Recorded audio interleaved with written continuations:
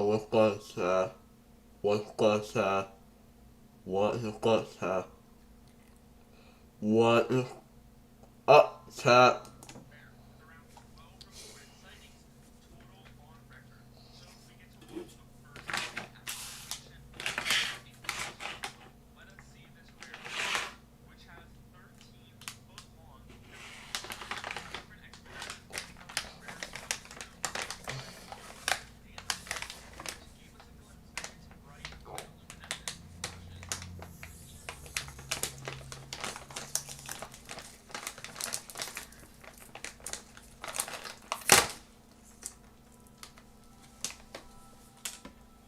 uh,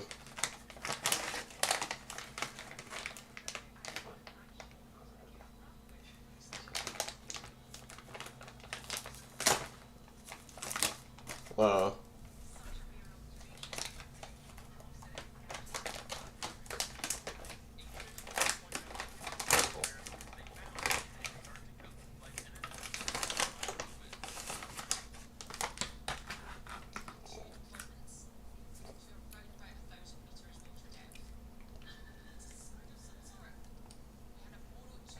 what I'm going to ask you, uh, no, well, go, I know what, underwater.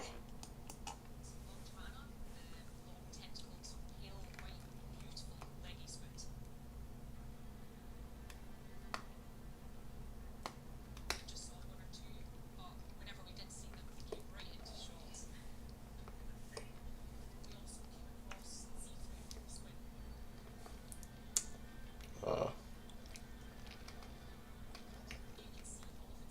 what actually what the,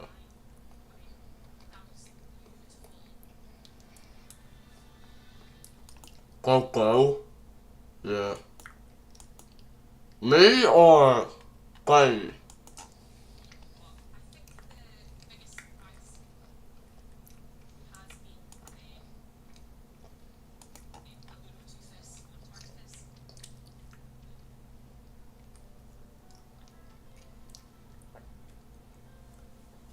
Well, glad is clearly. Glad is clearly. What,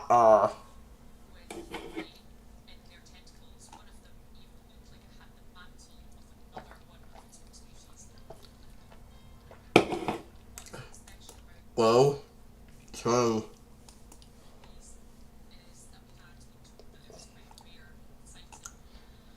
Well, if you God got says, well, God, no time is what, no, like, if God, all God says, well, God. Like, it will not replace anymore, because God, forever. Like, I don't know, maybe, I don't know. Okay, anyway. I don't know what I'm talking about. How we, what? It'll go. Anyway, like, what I'm saying, like, maybe if you guys, right, if, like, could say, video say, well, go down, go down, go like, good. All good things, video things, like, I don't know.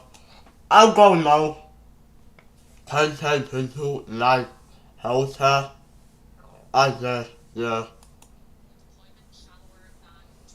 I just go,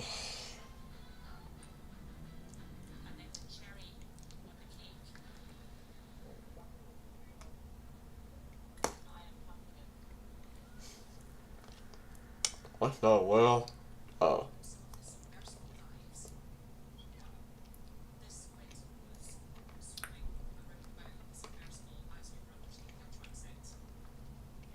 Also,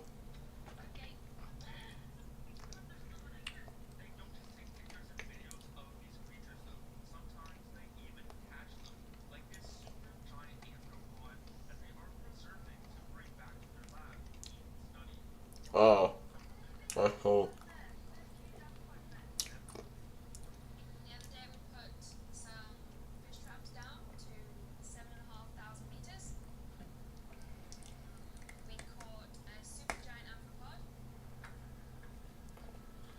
Is he okay?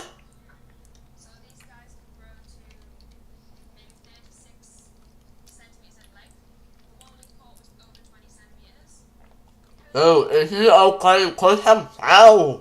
Put him back, bro. Hopefully he's alive.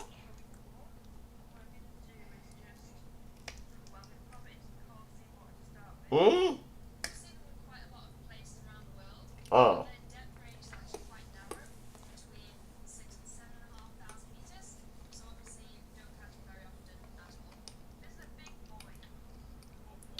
Hey. Hey.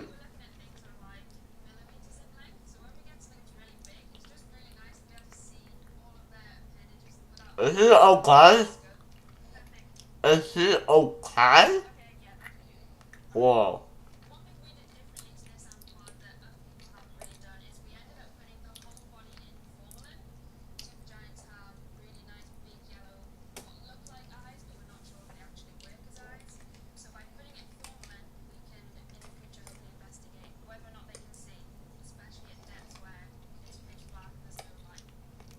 Mm.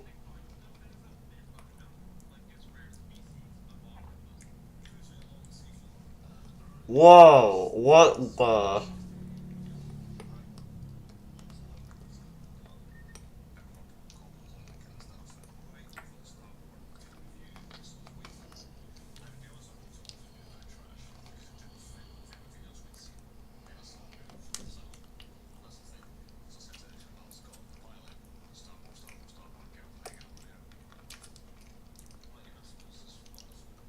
Laser.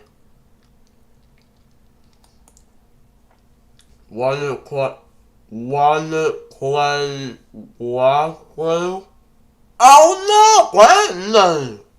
I don't like Waffle. Who played that? It's go Baywatch. I'm not playing you. I've got on my server. Wait, how old are you, man? What the world? What is the baby going with? What?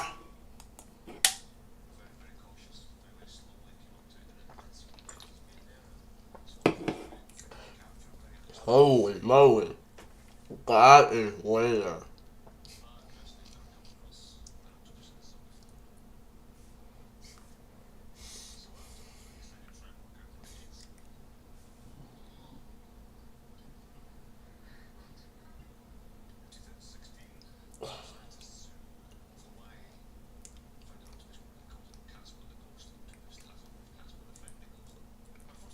That's my place.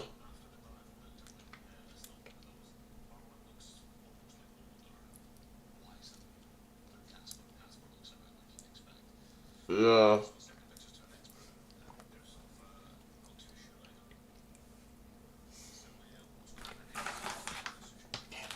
Mano, mano, mano, mano, mano, mano.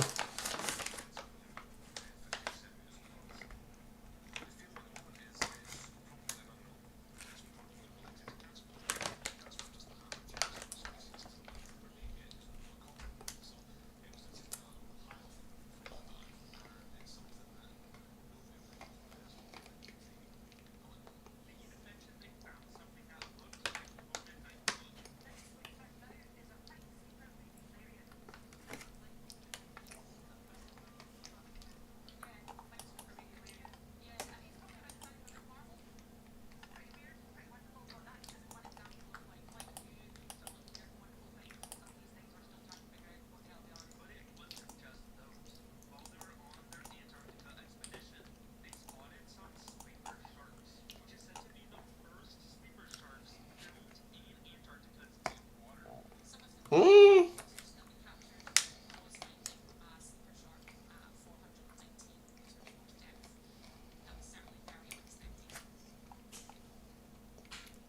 Wow.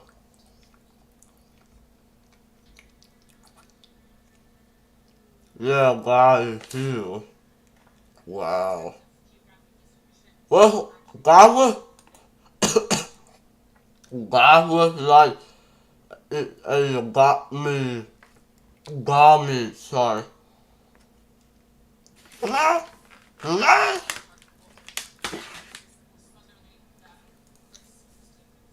Ow.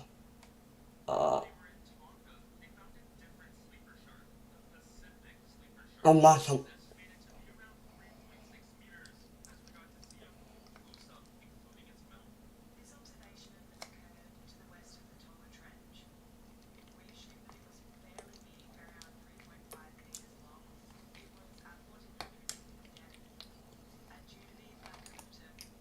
Whoa. How big is that? Like, is it like burning acid or golden acid? Uh, what are both statements? I'll go with Alba, but I had it on my ankle, not in skull.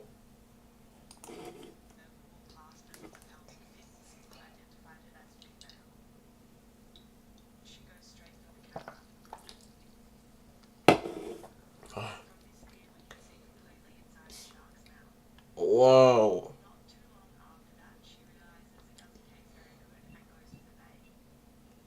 Wait.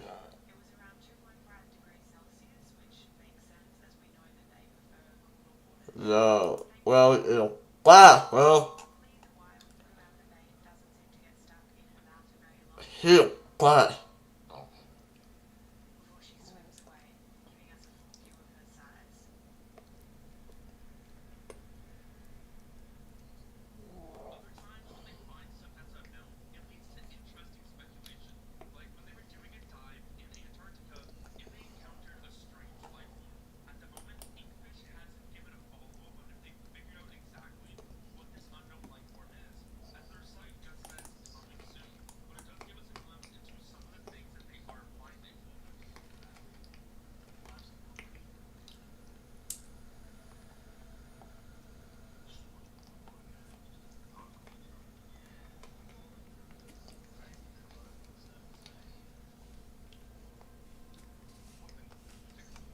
Okay, well.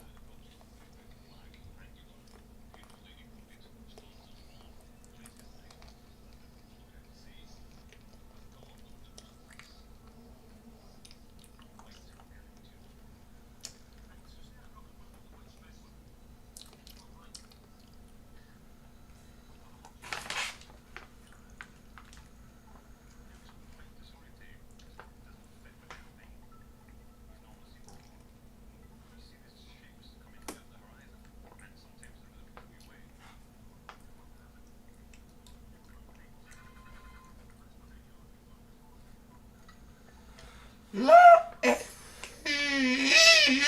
I know. Okay, well, it's got. No, that's weird. Yeah, that's weird.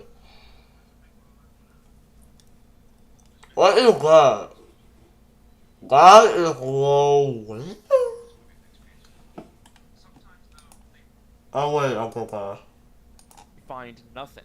Like when Yeah. they were exploring Horizon Deep at 10,000 meters below, they noticed it was empty. And we can see the bomb. There it is. Horizon Deep. Second deepest point on Earth.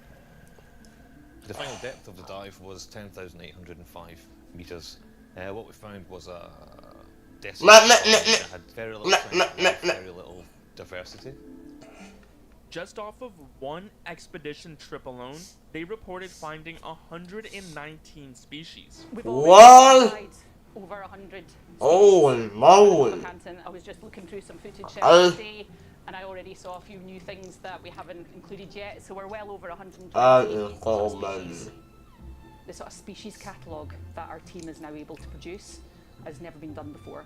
And this is just the start, based off all the information that they are giving us. So it is interesting to see what Gabe and Newell's other companies are doing.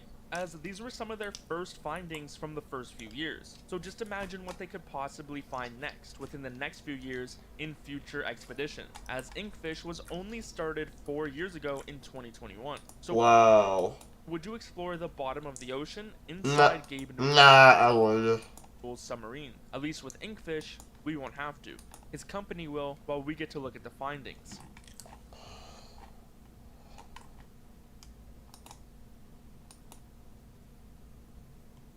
I'm about to spend $10,000 in the next 4 minutes buying the craziest transparent tech on the internet. And I'm gonna use it to Wait. build I'm gonna play. On June 14th, 1969, 6-year-old Dennis Martin was playing hide-and-seek with his family in the Great Smoky Mountains. And by the end of that day, he had vanished without a trace and sparked one of the largest search operations in National Park Service history, still to this very day. But Dennis Martin's disappearance was just the beginning of a much stranger story. And in today's video, I'm going to tell you what happened.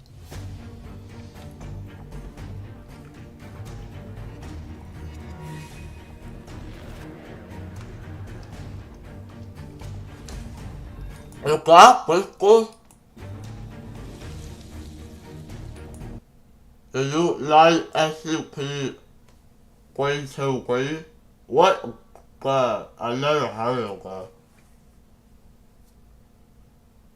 I'm with that for real, but I don't know what it's called.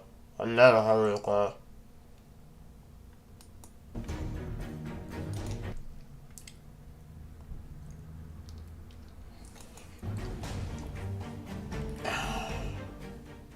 What for you? Are we watching? It's like, oh. There's so much legend and mystery and myth and Oh. folklore in the Appalachian area, and it's finally time I do a bit of a Well, but to be honest, I never heard of this place. Never. What is that? I never heard of this before.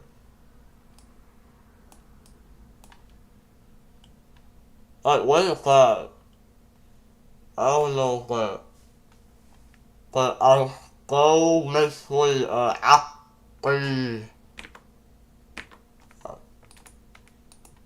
deep dive video, rabbit hole on it. Kind of, if you will. I'm not exactly sure. This video's gonna be long and Got a tattoo on my arm. Go to that. Actually, it's a mountain range. So it's a mountain? That's it? Like a mountain? But like weird stuff going on that mountain? Like whispers or I don't know. UFO.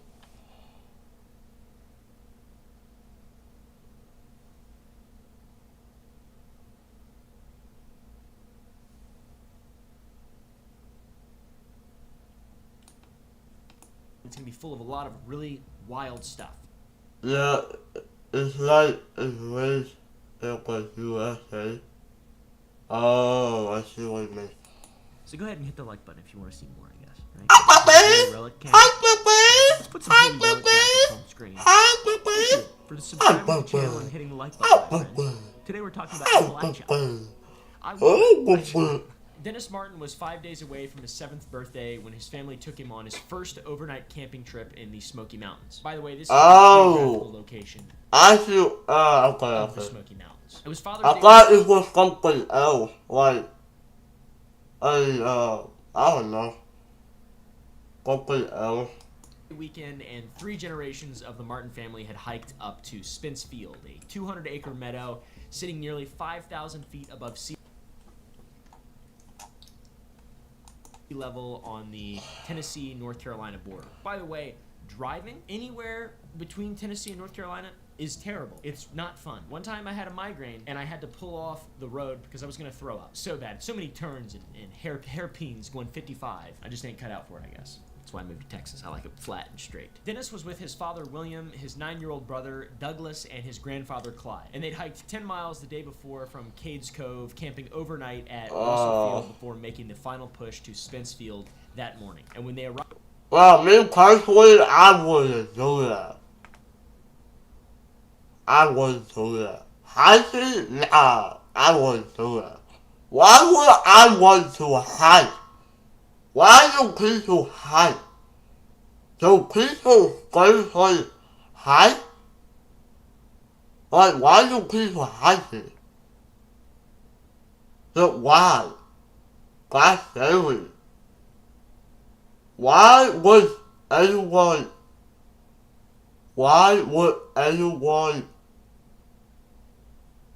want to hike out the mountain or forest alone? Because of nature? I know, but like, whoa, that's scary.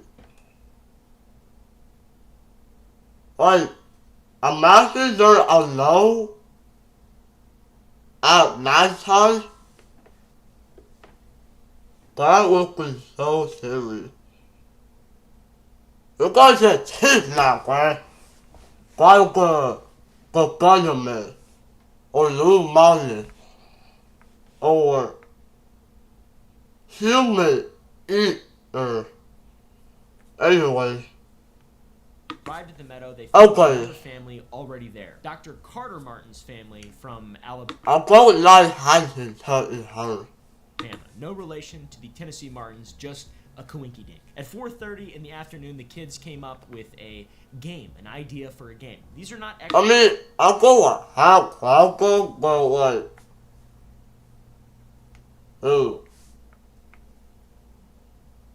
maybe hike island, not in USA. Just go on the island or something. Their own island.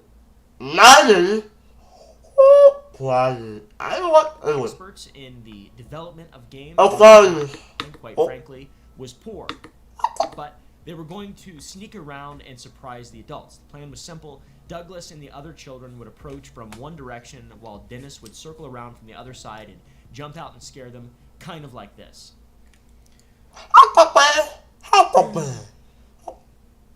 Not really anything like that. Not really anything like that. That was dumb. I should have done that. But unfortunately, there was a problem. Dennis was wearing a bright red shirt that would totally give him away. So the older kids told him he'd have to go alone and circle around the far side of the field where the thick rhododendron bushes would hide his insanely red shirt. William... Oh, no, well, I was over. No! Well, why would I go? No.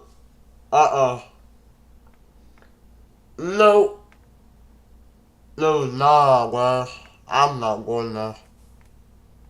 Martin watched his son walk toward the tree line, and the red shirt made Dennis easy to track as he picked his way through mountain laurel and rhododendron. If you don't know what that looks like, it's just, thick kind of brush. It's beautiful. It's beautiful, especially mountain laurel. After about 5 minutes, Douglas and the other kids executed their part perfectly, jumping out and surprising the adults with shouts and laughter. Everybody played along, acting startled and scolding the children with smiles on their faces. Obviously, it's a classic children's game. It's poorly designed, but still, it's what kids do, I think. But Dennis never showed back up, and his father, William, looked toward where he had last seen his son's red shirt disappearing into the bushes. He called his name. There was no answer. He called again, louder. He then started to worry and kept on calling, but still nothing. The thing was, Dennis was an obedient kid who always came when called. He wasn't the type to wander off and hide when he heard especially concern in the voice of his father. William started to search toward the trees, and grandfather Clyde searched in the opposite direction. Both Martin families spread out across the meadow, calling Dennis's name, trying to find him. And by 6 p.m. that same day, as daylight started to fade and the temperature started dropping, they all knew something was terrible. The story gets really strange. A lot of you, I'm sure, have heard of this missing persons case. Yeah, that is why you go alone. Like, this is why you do not go alone. Guys, just go. Go to it. Go alone, so something will happen to you. Most likely. Like, after 80% that will something happen to you if you go alone. find yourself. Just why?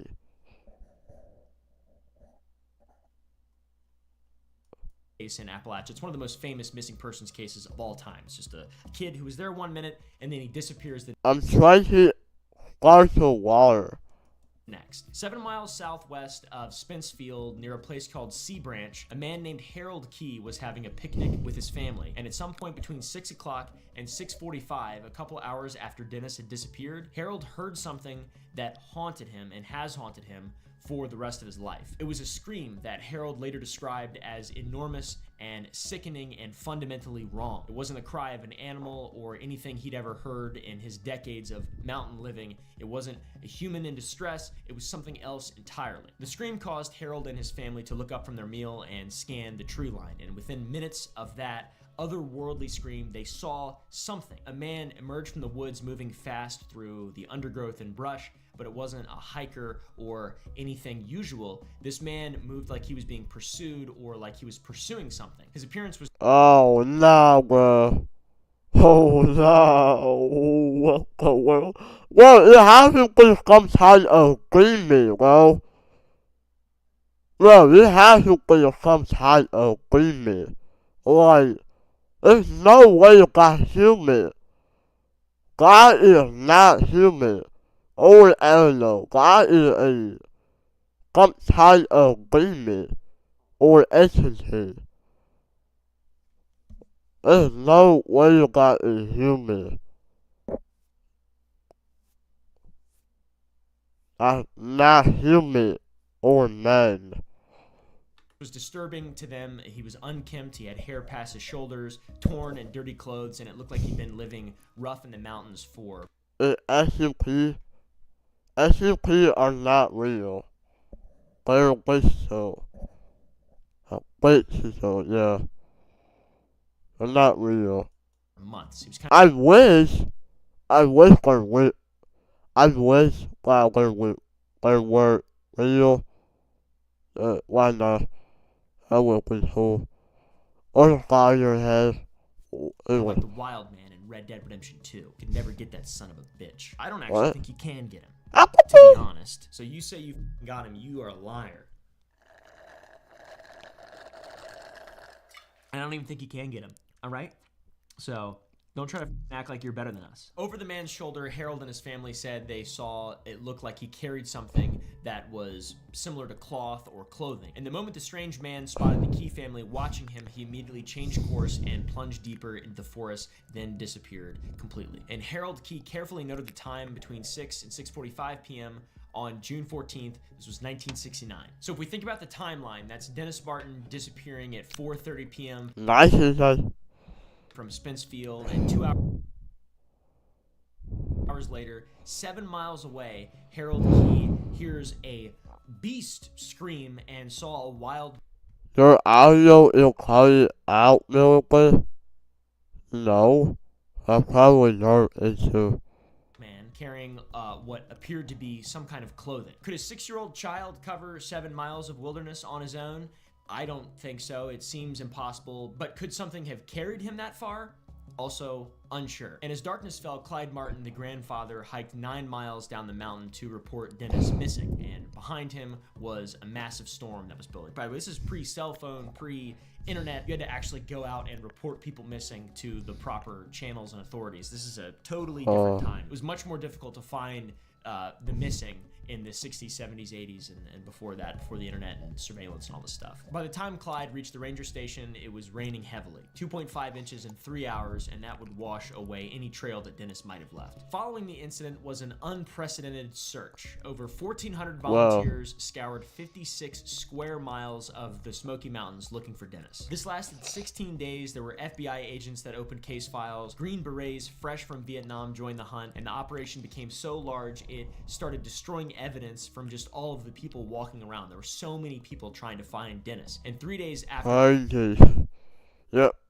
Dennis disappeared, searchers found something that changed everything. They found child-sized footprints in the mud near Eagle Creek, several miles from Spence Field. The tracks told a bit more of a disturbing story as well. One foot was barefoot, and the other showed the pattern of a boy's Oxford shoe in size 2.5, which was exactly what Dennis had been wearing. The prints led towards water and then simply stopped, and park officials immediately dismissed the evidence for some reason. They said the footprints must belong to a Boy Scout in the search party because they were too far from Dennis' last known location, and they were made by someone older than 6, which I don't understand how I mean, looking back, obviously hindsight's 2020, but it seems absurd to just be like, definitely not Dennis at all. Retired park ranger Dwight McCarter studied those footprints for decades. He said that the tracks weren't part of a group pattern. They led away from the search area and not towards it, and they showed purpose and direction, not the random wandering of a lost child. And also, none of the children who were searching had been barefoot either, so a huge plot hole in the weird excuse for that. The official search continued for 2 more weeks before ending in utter failure. Dennis Martin was never found. There was no trace of his clothing ever discovered, and no remains were ever recovered. He simply ceased to exist at 4:30 p.m. on June 14th, 1969, which is completely f***ing mind-boggling that has happened. It's so well covered, and has happened multiple times outside of just this lone story. The most curious part about all of this, it's a terrible part as well, but it is certainly curious, is that Dennis Martin's disappearance isn't necessarily unique. The Appalachian Mountains generate more unexplained phenomena per square mile than anywhere else in North America. You can ask anybody who's lived there, and if you read any forums, or any forums. What am I, old? If you look on the internet and you search Appalachia, scary, Appalachia, skinwalker, you're gonna find a lot of insane stories. I myself have stories, but around national parks across the US and seemingly more so in remote locations in Appalachia, children, people, they vanish in areas where they just shouldn't be able to disappear. Search dogs lose scent trails at strange points, and experienced hikers are found trails at strange Actually, oh yeah, okay. Actually, Google Earth, I'm not looking at. I'm going to look it up.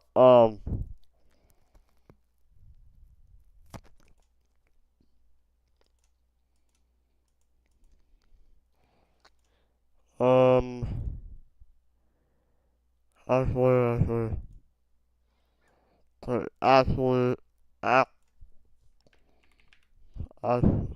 oh, this one. Hey, right here.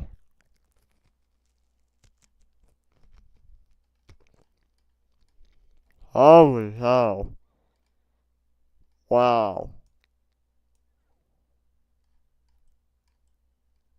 You know, that's weird. Wait, hold on.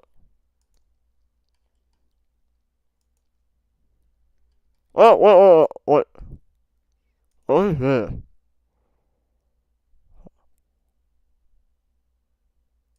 Wow. What the world? That's weird. What the world? Strange points, and experienced hikers are found in impossible locations, dead. There's something different about Appalachian. That's what we're talking about today. Something different about Appalachian. Something in the water maybe. So you've definitely heard that Appalachia is spooky and scary, and don't go into the woods at night in Appalachia. You'll hear whatever, that's a lot of that. I've gone into the woods a lot at night, and I'm still alive. But what makes the Appalachian Mountains so different? Why do more people disappear in Appalachian parks than in parks 10 times the size? The answer potentially lies in something called thin places, which are areas that the normal rules of reality seem to break down. And these thin places, the theory of this has existed for thousands of years. Researcher David Politis has spent years documenting what he calls missing 411 cases, which are disappearances that follow disturbing patterns.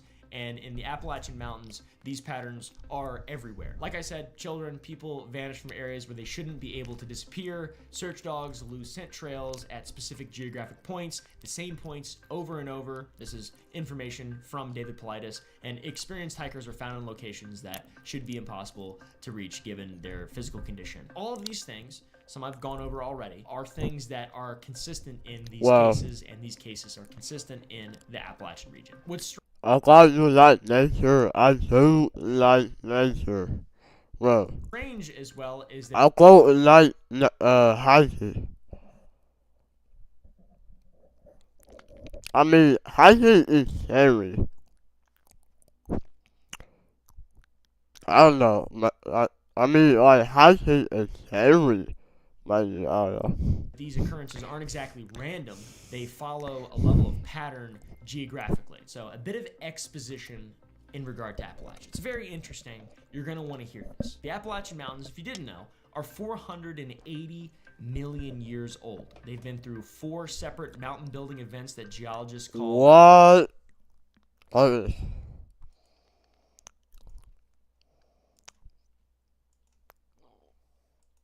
What?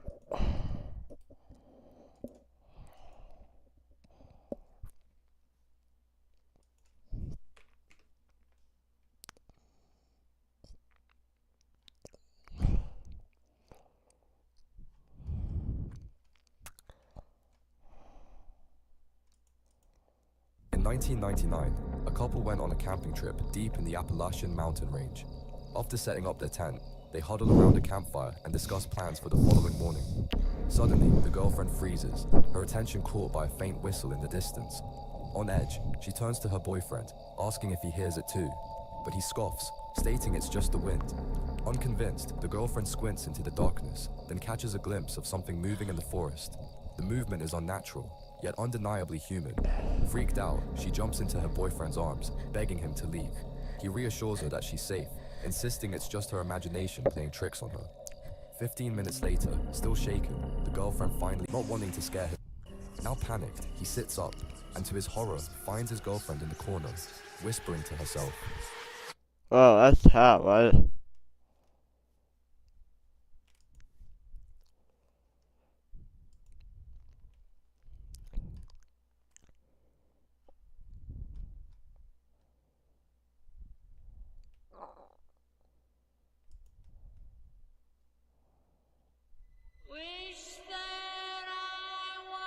It's entities. Yeah, that's weird. Orogenes, the Grenville, Taconic, Acadian, and Alleghenian. All insanely cool names. And all this geological violence created an electromagnetic configuration that exists nowhere else on Earth. Dr. Michael Persinger at Laurentian University proved that electromagnetic fields can alter human consciousness in scientifically measurable ways. Using his God Helmet device, a device that generates weak magnetic fields barely stronger than a hairdryer, he can induce supernatural experiences in 80% of his test subjects. People reported sensing mysterious presences, missing time, out-of-body experiences, and encounters with spiritual entities, and the same electromagnetic pattern Yeah, it has to be some type of green that Persinger created for his studies and science shit also naturally occur in the Appalachian Mountains. There's something called the Brunswick magnetic anomaly that stretches from South Carolina to Pennsylvania, and in these areas that fit into that anomaly, compasses spin wildly and electronic equipment fails without explanation. This is real. Dr. Karen Fisher at Brown University found that the lithosphere, the Earth's protective electromagnetic barrier, is also abnormally thin beneath the mountains as well. The region is also loaded with quartz deposits, and when tectonic pressure hits quartz, it generates piezoelectric fields. And if you don't know what that is, here's what a piezoelectric field is. Piezoelectricity is so cool. And this creates localized zones where the normal rules of space and time quite literally break down. Thanks, Obama. Ooh, yes! So Persinger's research shows that when tectonic plates shift, they can generate electromagnetic anomalies that trigger activity in the temporal lobe of the human brain. And that is the same brain region associated with mystical experiences, missing time, and altered perception. In laboratory conditions, temporal lobe stimulation produces hallucinations, spiritual encounters, and memory gaps that mirrors what happens in what missing 411 survivors report. By the way, I believe all this stuff. Sure, there's scientific backing for some of it, but specifically in Appalachia, I've had a very bizarre experience where I've never been more afraid in my entire life, and I'm a pretty scared guy. I like getting scared of stuff, but I fight, I don't flight. I fight, I don't flight. One time I really flighted though, bad. I'll tell you my stupid story at the end of the video, but it's so bizarre. Anyways, the Appalachians are basically a massive natural version of Persinger's experimental God helmet chamber. By the way, this is purely speculation from me. I don't know if anybody's ever made this connection before. I shouldn't say that. But this is speculation. Of course someone's thought of this before. How f***ing dumb can one man be? This guy! Yeah! Press like! Woo! Hey now! Take a seat. Take a seat now. Come on. Take a seat. Can I hold a 20? I'm hungry. Need to get me a sandwich. So yeah, it's pretty scary. Imagine being an old colonist or something too, and you come over and you're from Scotland, and damp is like a really common color, and you come to the Appalachian Mountains and it's so beautiful, and then you encounter a transcendental, spiritual, religious experience because you're just hanging out in the Appalachian Mountains and your worldview can't accommodate it. So then you start making legends and myths, and you start saying, oh my God, there's a beast out there in the woods out there, because every time I go out there, my hair stands on the back of my neck and it feels like I'm getting looked at. I mean, I'm from Scotland or whatever. The guy said he was Scottish. The Appalachian Mountains generate more of these experiences than anywhere else in the world because their geological structure creates conditions where the impossible becomes possible and the inevitable becomes... You know what? I want to go to actual mountain. I'm not racing, not gonna lie, I'm not racing my life. Like, why not? Why go out to go out a mountain by myself, watching it at nighttime, hiking by myself?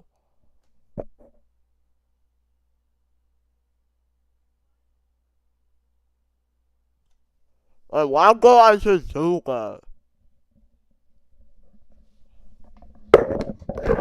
Nah.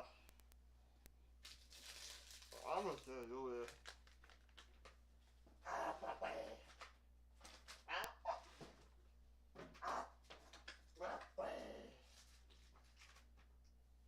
Oh my goodness, I know.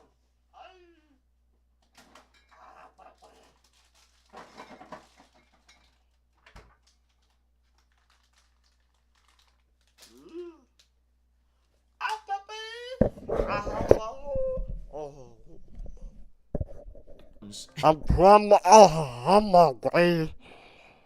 Inevitable. No. By the way, I just said with total confidence. I'm making that up. That's literally what I think. I'm from I don't know. I'm not very good at saying things matter of factly. You know, except for that does not look good. Never mind. Why is you Go to Powerboy. Go to new channel to cut my bros. The mountains, they don't just inspire folklore, they demand folklore. The thin places create both the disappearances and the legends that attempt to explain the disappearances. And that's the thin place. There's a lot more information on the thin place. I didn't make that up. There's stories that Stonehenge is a thin place and all these interesting mystical areas and Egyptian pyramids. There's all these thin places. It's just a way to explain an area, a geographical area that relates to something that is occurring that you cannot explain with your worldview. That's a thin place. Appalachia, big, very, very thin place. I was gonna say big, thin place, but that cancels itself out. You see that title? Pretty good, isn't it? Pretty good name, isn't it? I like that name. I thought that was really cool. The folklore conundrum, I was gonna use the word conundrum because I've been trying to use that one lately, but folklore factory makes a lot more sense. When strange things happen regularly, people need explanations because we're people, you know? And in Appalachia, strange things happen quite a bit. Remember that Scottish guy I talked about? Think about it. You're living in a remote mountain hollow where children occasionally disappear and reappear miles away with no memory of how they got there. They just disappear and never come back. Families vanish from campsites without disturbing anything around them. Hunters encounter beings that shouldn't exist according to modern science, and so on, and so on, and so on, and so on. You can't just dismiss these things as hallucinations when they keep happening to your neighbors, your family, your community, etc. You need frameworks to understand these things, and you need stories that can contain these experiences. That's how people have been doing things for a really long time. Take a seat.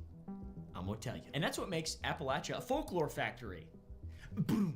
States. First comes the geographic isolation. Mountain families in remote hollows had nowhere to turn except to their own communities for interpretation of insane and impossible events. When something unexplainable happens, they can't call the authorities or consult experts. They had to figure it out themselves. And they weren't always the brightest, let's be real. Becoming self-reliant in matters of explanation is the Appalachian way.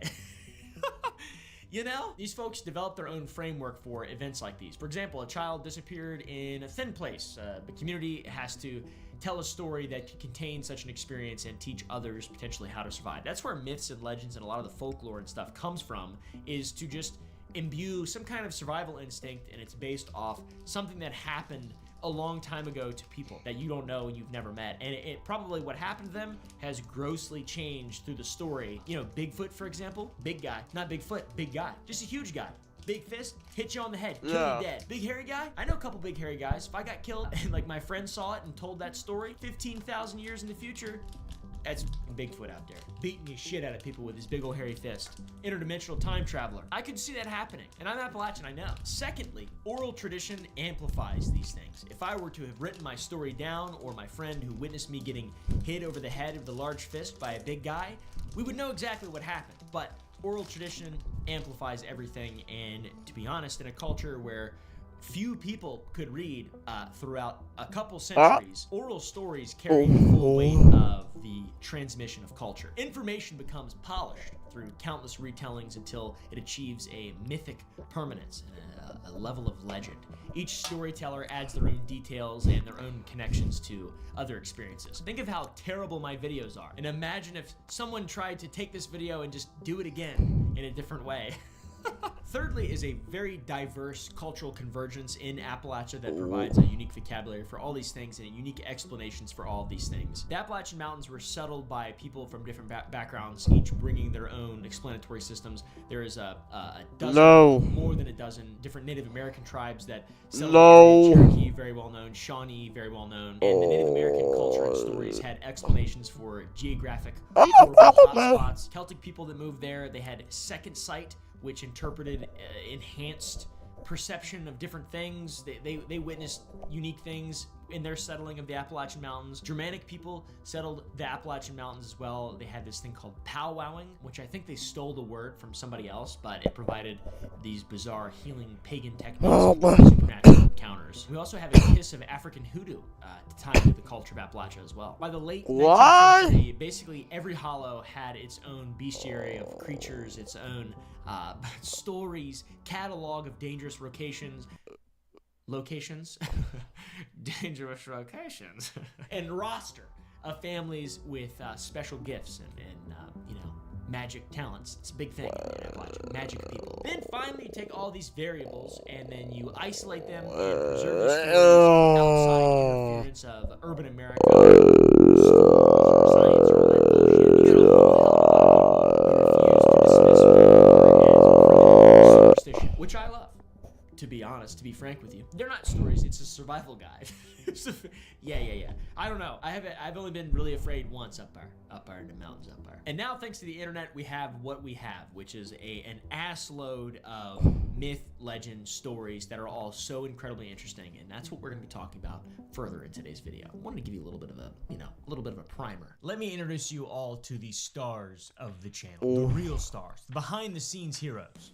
These are my two little best friends in the whole world. They mean the world to me. I used to stress a lot about what I would feed my dog. Things have gotten really easy since I switched to Sundays for my little puppies. Obviously, I want to give my pups the best food that is possible. Raw food takes up too much freezer space. Kibble is just kind of bad, and that's where Sundays comes in. It's delicious. It actually tastes pretty good. I've eaten it. You know, I wouldn't recommend eating it. It is for dogs, but my dogs love it. Sundays has completely changed my beautiful little princesses' lives. Sundays is made from 100% human-grade ingredients. It's real meat and some superfoods with zero synthetics and zero artificial, nasty, disgusting preservatives. Luckily with Sundays, it makes feeding my dogs a very healthy diet easy. The product's awesome, no freezer space needed. It's vet formulated and made in the USA. Give your dog a chance to try Sundays. Or something started killing animals around Bladenboro, North Carolina, but it wasn't killing. I hate you. Thank you. them in a way You're that many predators welcome. might kill something like that. It was draining them of their blood, guys. It was draining them of their blood. Police Chief What? Roy Forrest had seen plenty of animal attacks before, but when he examined the dead dogs on New Year's Eve in 1953, he knew something was wrong. Something was very wrong. There were no defensive wounds, no scattered fur from a struggle. The animals looked like they had been emptied. It was that simple. The animals looked like they had been drained of their blood. And even a quote from the autopsy confirmed this. What the world? There What? weren't more than 2 or 3 drops of blood in them. That was my Appalachian impression. I know a lot of folk up under. Another bizarre detail is that the wounds each animal faced were basically identical. There was surgical precision, jawbone smashed, bottom lips split. Something was methodically and systematically draining the life out of these animals. So this was Bladenboro, a small town of 800 people. Usually their news was about the price of tobacco or high school basketball. But over 13 days in January of 1954, something came out of the pine forest out there, and it turned Bladenboro from a sleepy, regular-ass Appalachian town to a nightmareville. Scary beast, something's draining creatures of blood. The story does get a lot more strange. On December 29th in 1953, a woman in a nearby town called Clarkton saw a large cat-like creature disappearing into the darkness. Her neighbor's dogs were missing by morning. And a few days later, on January 1st, Johnny Vous discovered the method. He said, what? by morning. And a few days later, on disappearing into the darkness. Her neighbor's dogs were missing by morning. And a few days later, on January 1st, Johnny Vous discovered the method. He said,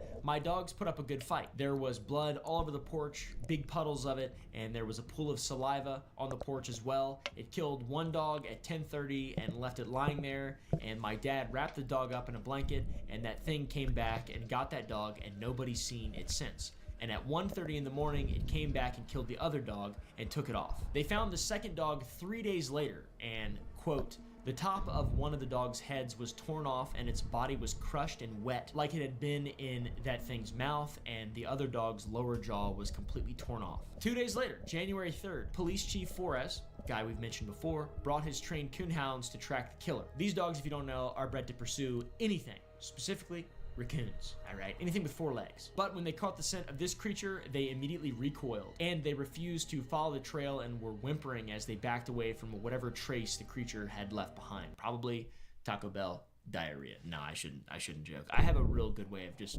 derailing everything. And the autopsy happened that day, and it confirmed what Forrest feared. The animals weren't being eaten, they were being drained of their blood. On January 5th, a family's pet rabbit was found cleanly decapitated and still warm, and that same day, a man named Tater Shaw, best name ever, witnessed something that would haunt him for the rest of his old tater life. That sumbitch is a tuber. He found a goat with its skull crushed flat. He said, his head was flat as a fritter. Come on, man, yeah, come on. Hey, take a seat, mother. Shaw remembered the event decades later. He said, it had a great big old crack, it was word. And Shaw spread 4 fingers across his palm to show the paw prints the size of silver dollars, bigger than my small baby hands. But it's not over. On January 6th, Mrs. C.E. Kinlaw stepped onto her front porch at 7:30 p.m. to hang laundry, and 20 feet away in the gathering darkness, the beast was waiting for her. The 21-year-old mother looked up to see a large cat-like creature moving toward her with deliberate intent. Its eyes reflected the porch lights as it sized up this new prey, the first human that it had reportedly approached. Mrs. Kinlaw screamed and ran inside, and her husband Charles grabbed his shotgun and rushed out, but only found cat-like paw prints bigger than a silver dollar scattered across the yard. So, the beast that was methodically killing with surgical precision all kinds of dogs and other creatures had shown an interest in human blood. You know who else has an interest in human blood? Frankie does. Frankie, come here, buddy. Come here, buddy. Frankie, come on, Frankie. Come on. Good girl. Yeah, that's right. She doesn't like the relic very much. Okay, Frankie. Okay, come on. Okay, have some. Have a bite, Frankie. Have a bite, Frankie. Have a bite. Oh, she's chews on my body. After this, panic spread through Bladenboro. Women locked themselves indoors after sunset, and men who had never owned firearms bought shotguns and pistols. The liberals! Yep. Families with outdoor privies started using chamber pots inside their houses to avoid nighttime trips to the old pooper right there, I tell you what the... Then came the sound of the creature, and that was one of the worst parts, aside from the draining animals of blood, of course. Witnesses described the same unearthly cry, like a baby crying or a woman with a knife stuck in her back. Oh! I like to imagine that's what... Or a baby is, Babies are so annoying, dude. Professional hunter S.W. Garrett heard this sound while tracking and compared it to a panther scream, but admitted he had never heard anything quite like it. There's theories them old skunk ape up in there. Or not skunk ape, wampus beast. And also, I've seen a, Wait, what? Or not skunk ape, wampus beast. And also, I've seen a, there's cougars, allegedly, that have traversed. There's one that they found, I think, in Connecticut. I'm pretty sure. I don't know why I think of this stuff when I'm writing the doc, and I have to, like, make shit up. I don't know. I'm such an idiot. I'm going off the beaten path here. There's a cougar, though, that they found really far into New England, which means it's perfectly feasible that one could be in Appalachia, of course. And I swear, on my mother's life, my family found cougar, well, large cat. I don't want to say cougar, especially if I'm swearing on my mother's life, all right? But large cat-like prints that were really large, that were really big. And then the distance between the actual prints, this is in fresh snow, by the way. The distance between the prints was like 13 feet. It's very scary. I remember finding that as a young boy in Gore, Virginia, near the West Virginia line. Anyways, back to this story. The cry echoed through the pine forest, a sound that would make blood freeze and would turn brave men into little bitch chicken shits. Beyond this, witnesses of the creature paint a picture of something that defies classification. 4.5 feet long, bushy, resembling either a bear or a panther, and some weights estimate ranges around 80 to 150 pounds, and some estimate more. Some base the weight on how it crashed through underbrush. The tracks that were found showed claws at least an inch long, and some described it as brownish and tabby, and others as dark with a cat-like face. But all witnesses agreed on one detail. It moved with a predatory intelligence and circled its prey with patience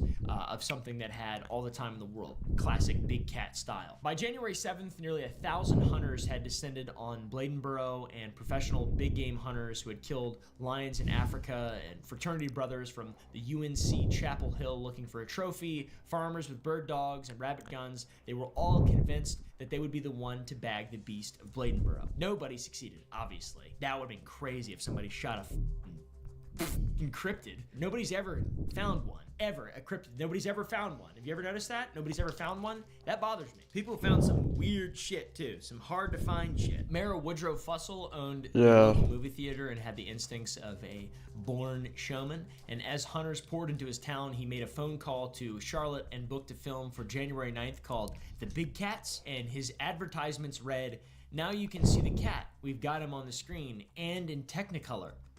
Because of genius. And the same day the movie played, Fussell called off the hunt. There were too many guns, too much desperation, and too much of a chance that an overexcited hunter might shoot somebody. Shoot somebody. Because that happens too, man. The Wilmington Morning Star headline captured this moment perfectly. Vampire Beast wins Battle of Bladenboro. What kind of gun would you have taken to get you Beast of Bladenboro? I would have taken one of these. I would have taken to fight the Beast of Bladenboro, potentially. What? 300 blackout. Pretty unique, I guess. Could have been interesting for sure.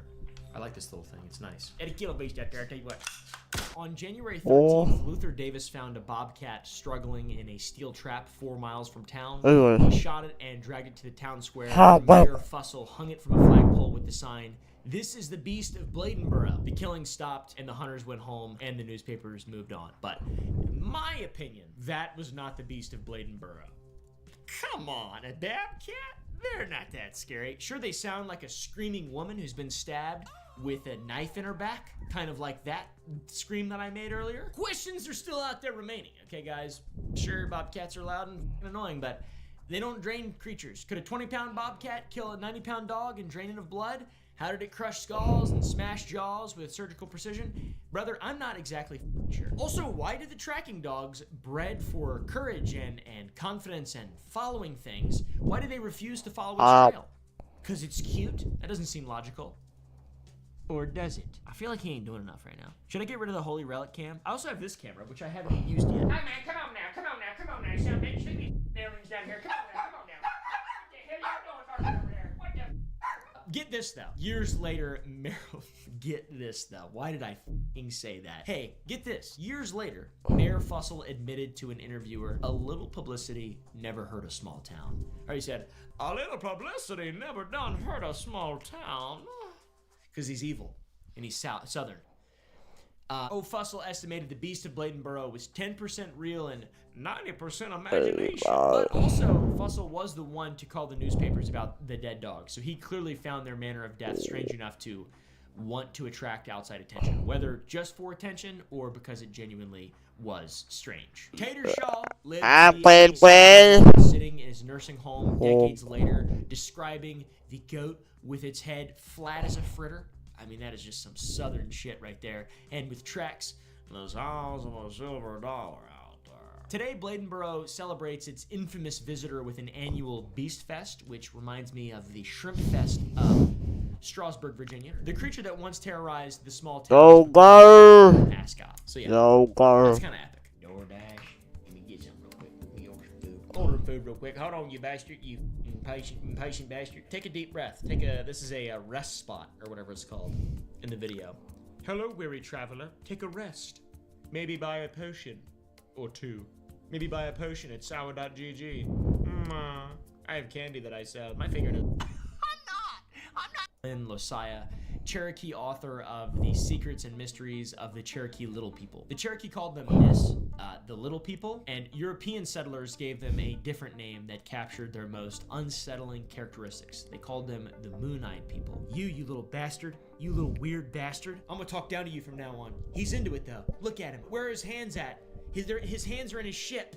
Who knows what he's doing in there? He could be getting crazy in there. What's he doing with his hands? Don't smell his finger. You weren't supposed to watch these little people work. Then those who violated the rule paid the price. Hunters who glimpsed at the little people at work found stones hurled at them as they walked home. And families who spied on the nocturnal visitors discovered their kindness withdrawn forever, their fields left untended, and their corn withering in the ground that had once been blessed. The respect these little fellows demanded was absolute, and Cherokee tradition taught that when a hunter found anything in the woods, a knife, a trinket, any object that might belong to the underground dwellers, he must say aloud, "Little people, I want to take this," because without permission, the consequences were swift and unmistakable. So who are these little tiny guys? All right, these little mysterious fellas, little tiny guys. In 1797, botanist Benjamin Smith Barton published the first written account of the Moon-Eyed People, citing Colonel Leonard Marbury, an intermediary between the Cherokee and the U.S. government.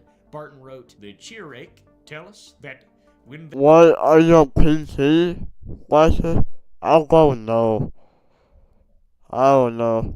They first arrive in the country which they inhabit, they found it possessed by moon-eyed people who could not see in the daytime. These wretches they explored. That raises a lot of questions to me. Also, he spelled Cherokee so wrong. What a dumbass. So are these the same little helpful people who gathered corn? No, I'm sorry. Previous population. I don't know, God. And now. Anyway.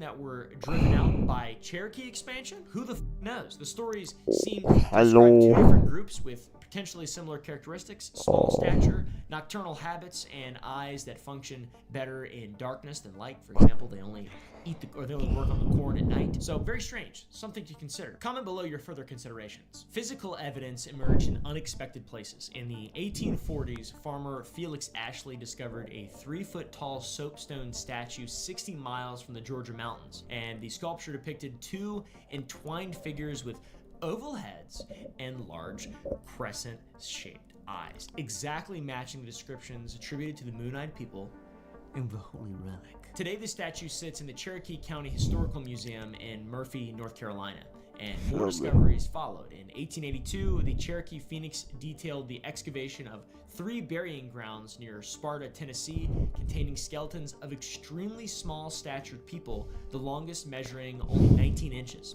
That's a tiny little fella. Several showed adult teeth worn down with age, suggesting full lifespans despite their diminutive baby size. And the bodies had been interred in stone coffins alongside items possibly made from shells. Little tiny sumbitches. Imagine it's the 1800s and you find a little sumbitch in a damn coffin. You're like, what the f is that and he's got little worn teeth, and he's just a little guy, and he's hanging out like that little South American guy that I have somewhere.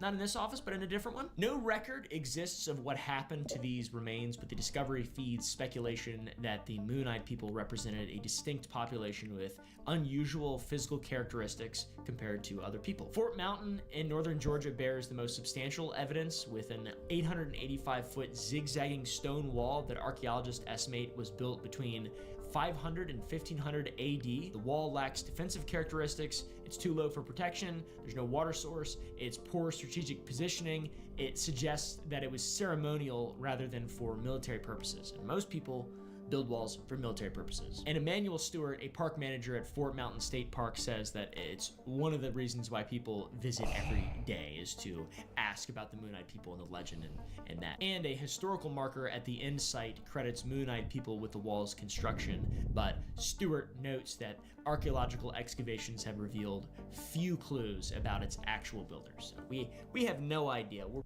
little guys, little wretches. There are also some hilarious theories from these old white folk. Descendants of the Welsh Prince Madoc Ab Owain Gwynedd, or maybe even albino communities like those found in Panama, or simply Welsh miners whose underground work earned them nocturnal reputations and legend amongst the Cherokee people. For some reason, some Europeans thought it was the Welsh, okay, and I think that's really strange. From my research, it seems like this is not a major part of Cherokee history or culture in any way, and it is most definitely European attempts to explain a cultural encounter that they couldn't comprehend, Appalachian style. So who are these little son of bitches? That's what I want to know. We need to get to the bottom of that shit. 19 inches? That's pretty small. Adult teeth? Strange. I'm growing weary of this guy. Ooh. Oh, I don't like this one. This one freaks me out a little bit. 2 as well. I think I said that about all the other ones as well, but ghost stories in particular, ones along this line, wish didn't happen, alright? This is the Bell Witch. In 1817, something started tormenting the Bell family in Robertson County, Tennessee. And by 1820, it had killed the father and become America's most famous ghost story. But there's an issue. Almost everything we know about this story, ghost story, but there's had killed the father and become a family in Robert.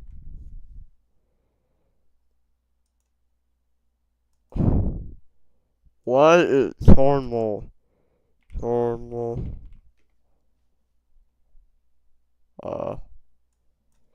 Well, with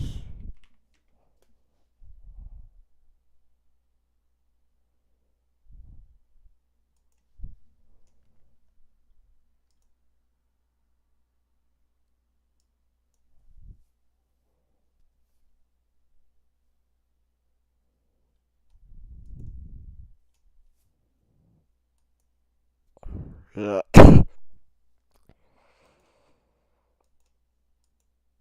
It's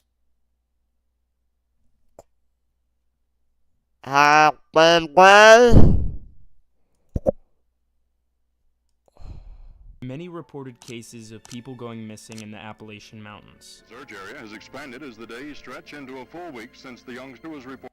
Face. A bunch of people commented on it, trying to figure out what it is, if this is this video, there is this face. A bunch of people commented on it, trying to figure out what it is. Oh, that's crazy. That's crazy. And to be honest, the further back I went, the more just they looked like skits. Series of what people ghosts.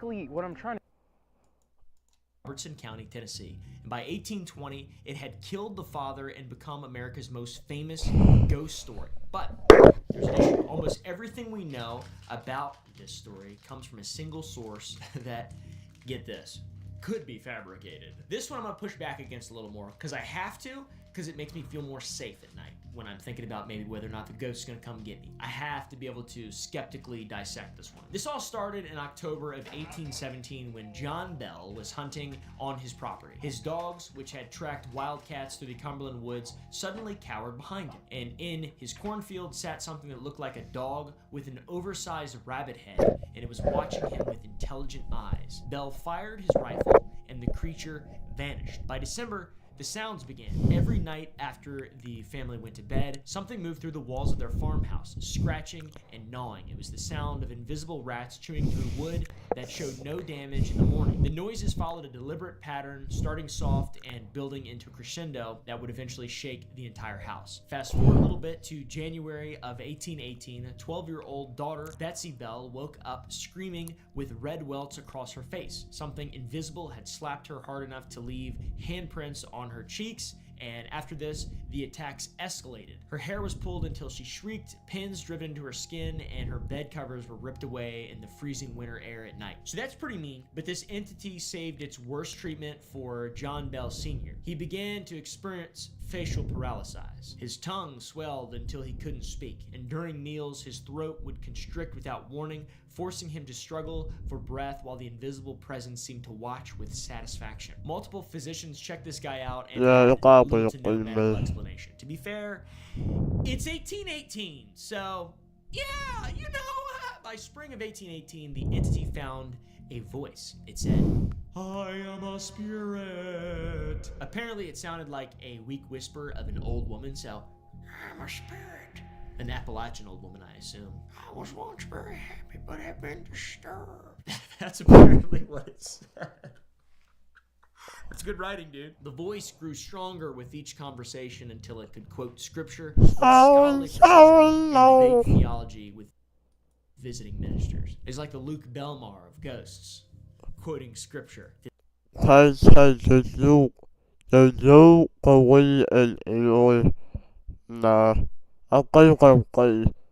not made up to distract people.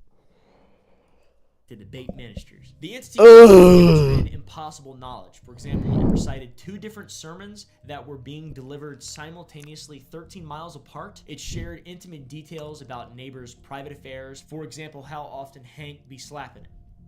Alright? How often he be slapping it, dude. He's like this guy. He's like this little holy relic with his little hands in his ship. The entity also spoke in accents and languages from around the world, like this one. Muchacho Chakalakalak. The voice called itself Kate and claimed to be the spirit of Kate Batts, a neighbor John Bell had disputed with over land transactions, which would be so funny. The Monopoly Man entity is mad at you. But the thing was, Kate Batts was alive and would outlive John Bell by 27 years. First time ever a ghost to be someone who is not dead. James Johnson, a respected church elder and the Bells' closest friend, stayed overnight to investigate, and he helped Hank slap it. The entity ripped his covers away and slapped his face. Not with his penis, but with, I don't know, its ghost hand.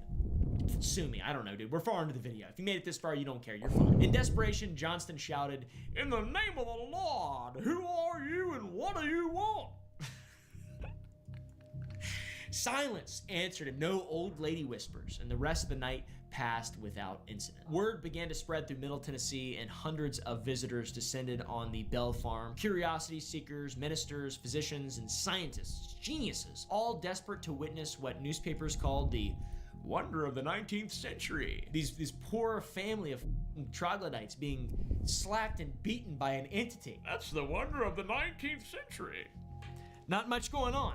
Seems like. What about Joseph Smith? He was discovering his iPad, or whatever, them golden iPads he had. The creature seemed to love the attention that it was getting. It materialized fresh fruit from thin air. It sang drinking songs during prayer meetings. It shared gossip about activities in other households. And sometimes it left mid-conversation to investigate events miles away before returning with detailed reports. So this thing was like a thing. It wasn't a ghost so much haunting them, but it was a thing, but it also haunted them.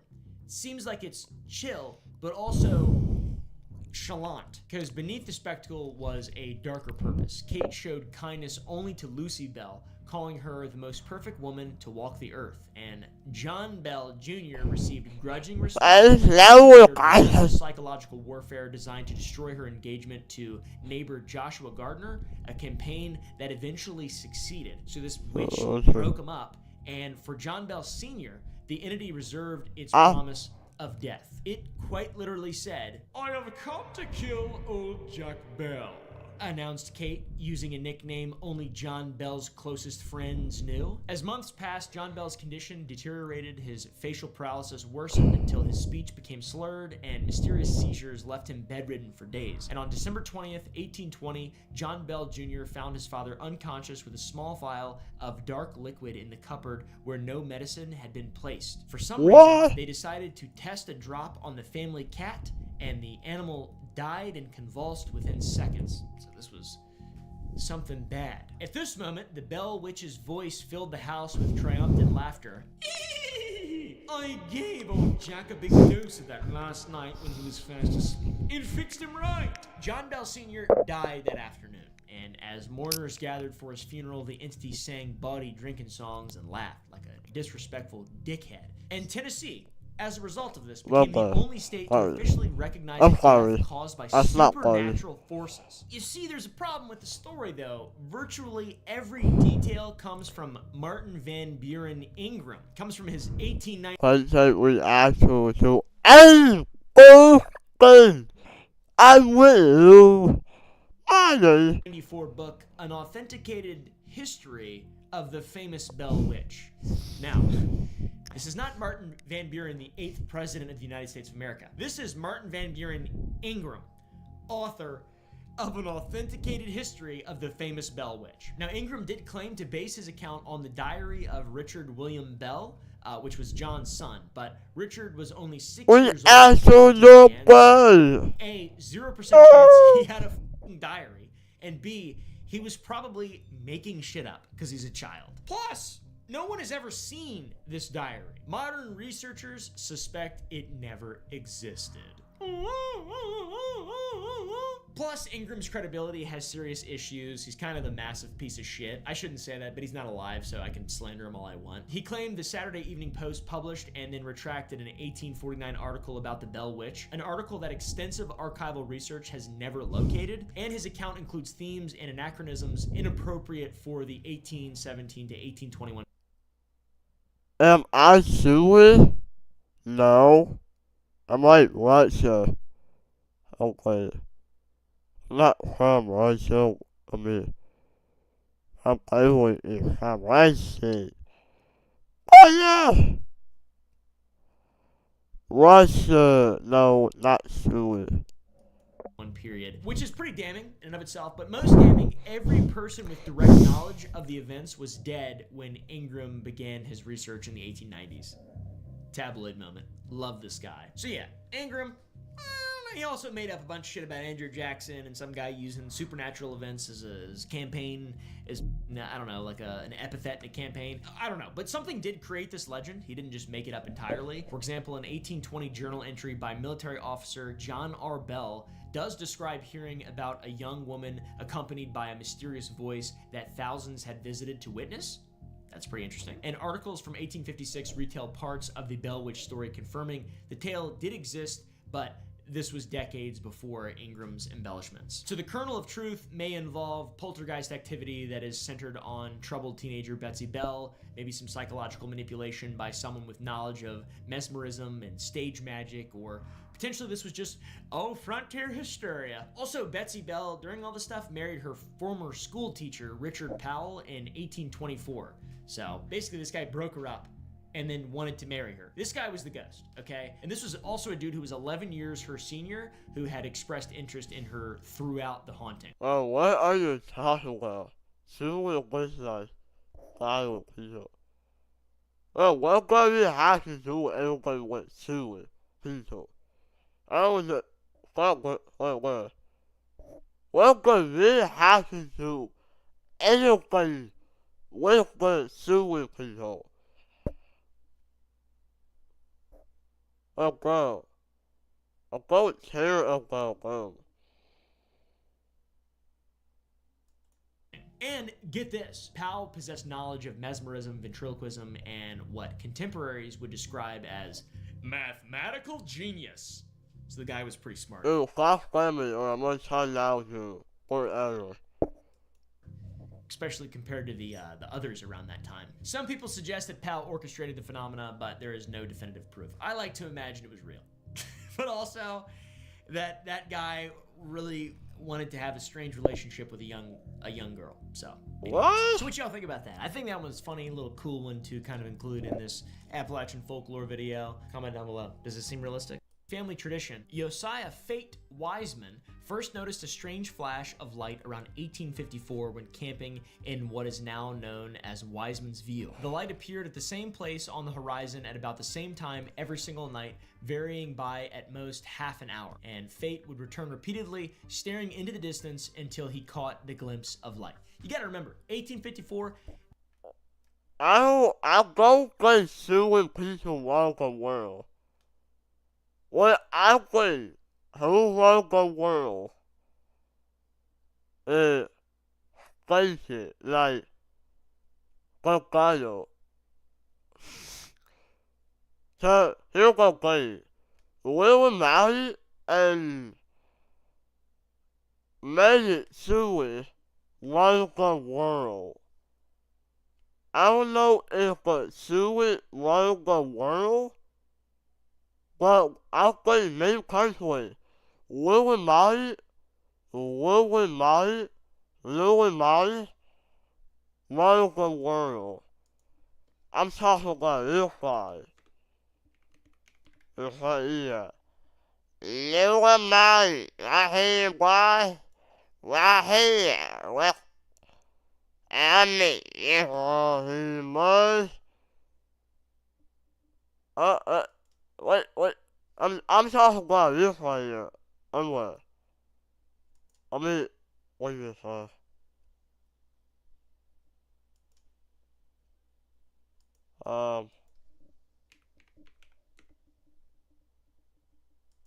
I'm talking about, wait,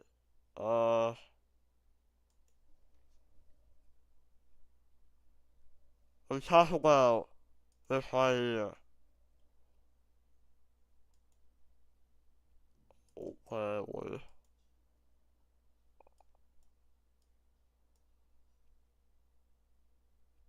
Yeah, I know. I think it took me both. I know. That's what I'm saying. I think Illuminati is consuming people around the world. And the spaces around the world. Like, who is all. Like, spaces around the world, too. He is the main, one.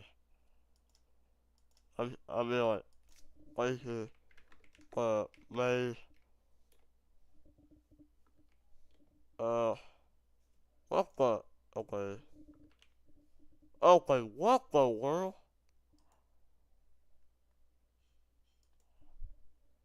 Hey, seriously, you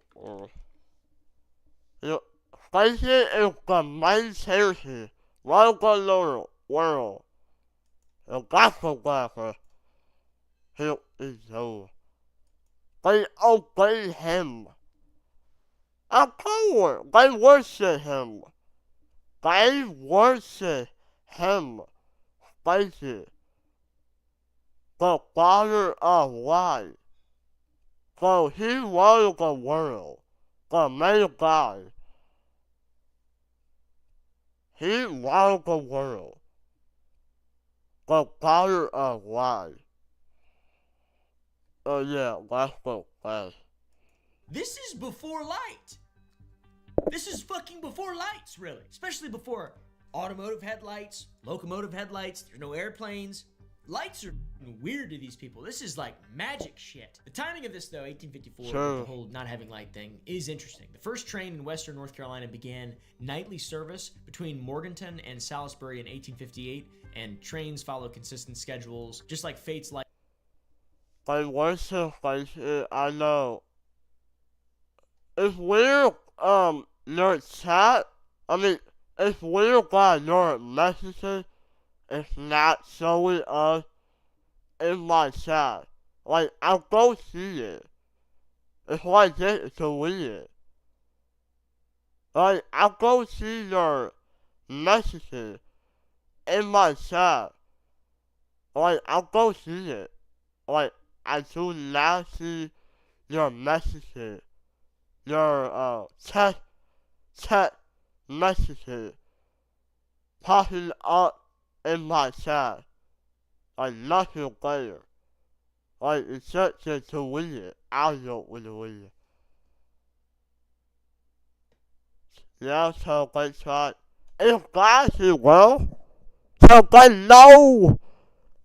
Well, YouTube is owned by, well, YouTube is owned by Google. Like, YouTube owned by Google. So, of course, it's Google. Light did, but it doesn't explain everything that came later, and it doesn't even really explain that, in my opinion. All right, because there's sun reflecting off a train. What are you talking about? It's aliens. Of course. By 1913, the lights had gained some serious attention. The Charlotte Daily Observer described. Well, now I can see your messages in my chat. Use Google is the, no, it's what. Now Google, but what.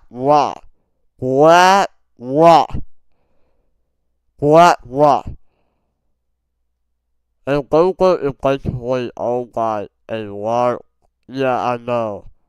So what, yeah. So, and Google is basically owned by a large company called what, who control any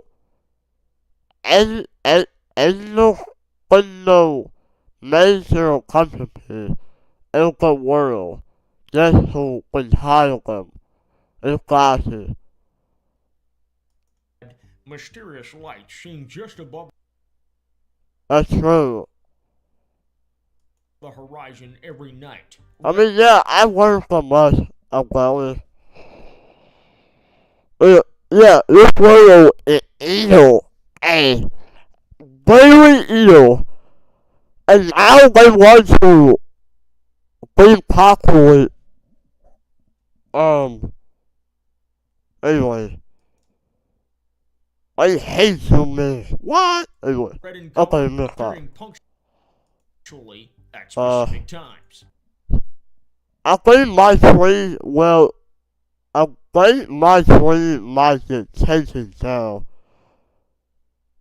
Hopefully not. I don't know if my tree is going to get taken down. If you can, you know what. Hopefully they don't take down my tree. If they do, you know what. Anderson Love was described as an old and reliable resident, had been in Washington since 1897. I think he's a damn goober. That's what I think he is. Some bitch up there watching lights up there. It's weird as hell. The mystery reached Washington, D.C. in 1913, and the U.S. Geological Survey sent D.B. Sterrett to investigate. And his conclusion was swift. He said, "Locomotive headlights, nothing more. The case is closed. Y'all dumb. I'm going back to D.C. to smoke crack with Marion Barry." Why? Well, I'm saying, you know what? Can you not just mention to me what I'm saying? Like, you don't know anything about it, huh? But, DB, whatever your name was, a couple years later, 1916, the Great Flood happens. Train service around Brown Mountain. Wait, what? That's ceases for several weeks. The lights continue to appear. Explain that. By 1922, the government tried to explain it again, sending geologist George Rogers Mansfield for the most thorough investigation in the history of the lights. Mansfield arrived with serious equipment, telescopes, camera, mapping tools, a 36-inch Moby Huge dildo he got on Amazon. Dude, check what out there. What?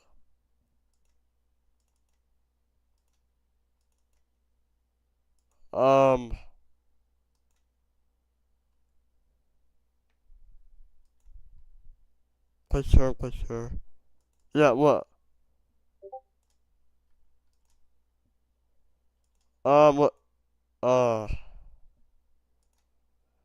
What? God, what out there? What? Apple? Where is it at? Oh, wait, this way here. God, just change it what? After it.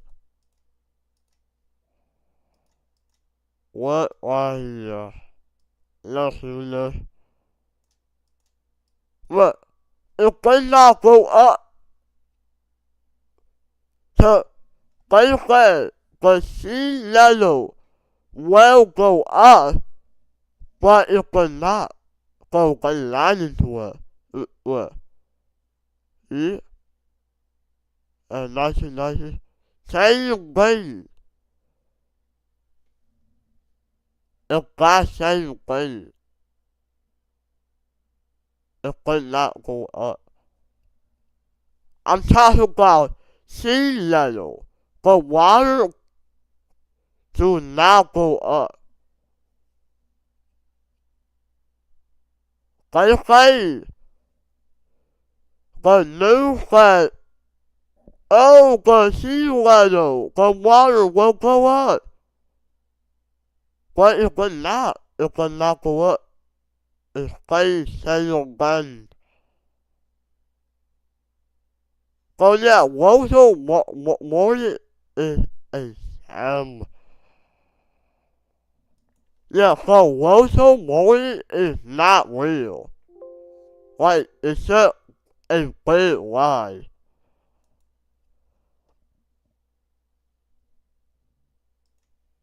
On 4 years ago, he established 3 observation stations and spent weeks plotting every night with scientific. Crazy.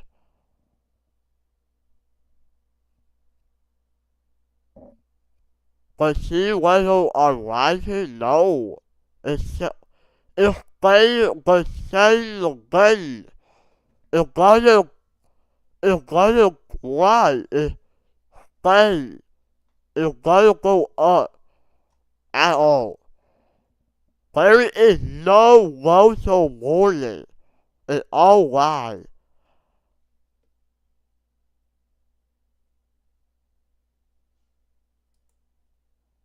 It's not real. At least there's another vampire in the family. It's at a hotel? Fancy schmancy. Hotels are for niggers! Okay, what the world? I'm not glad this guy.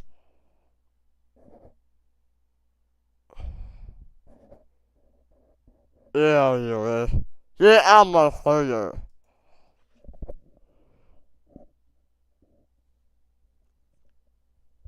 The fight is not going. Anyway. Precision. And what he found seemed to destroy the legend. Night after night, Mansfield traced each mysterious light to a mundane source. Train headlights, automobile headlights, mountain roads, brush fires. As you understand me, but you will know. If you guys understand me, then you will know. I'm the Lord. I'm the baker, not the what?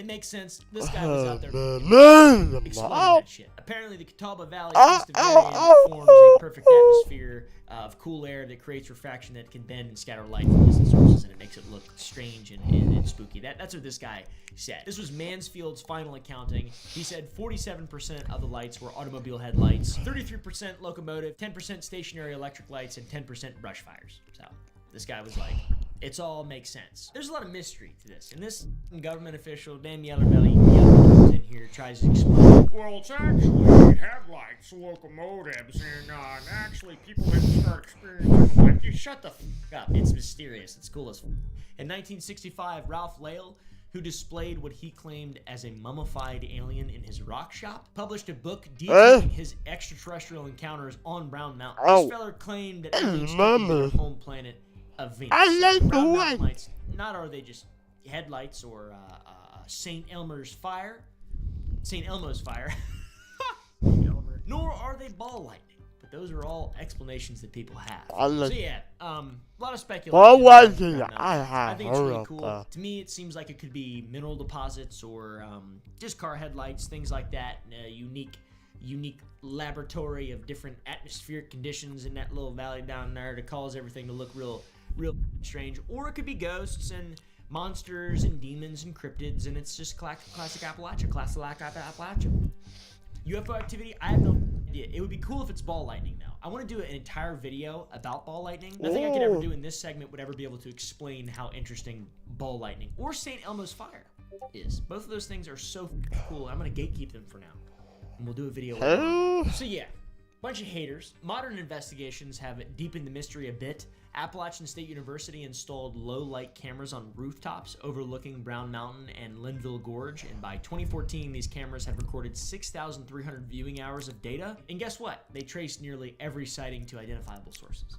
Cars, headlights, aircraft, atmosphere phenomena, planets, nearly every sighting, but not all the sightings. Some photographs remain unexplained, and witness accounts do not fit the headlight theory, and people continue to report lights that move in ways that are inconsistent with distant vehicles, and lights that sometimes respond to observers, lights that appear.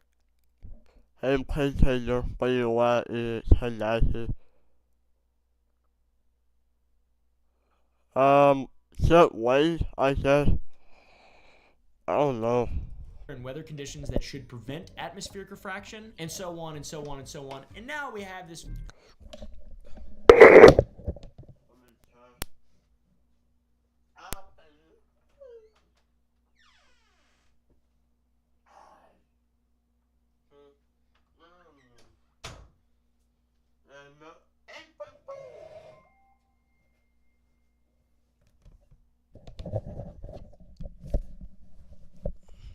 Project Bluebeam disclosure thing with the whole government. We've got these Tic Tacs and there's all this video stuff. Come on.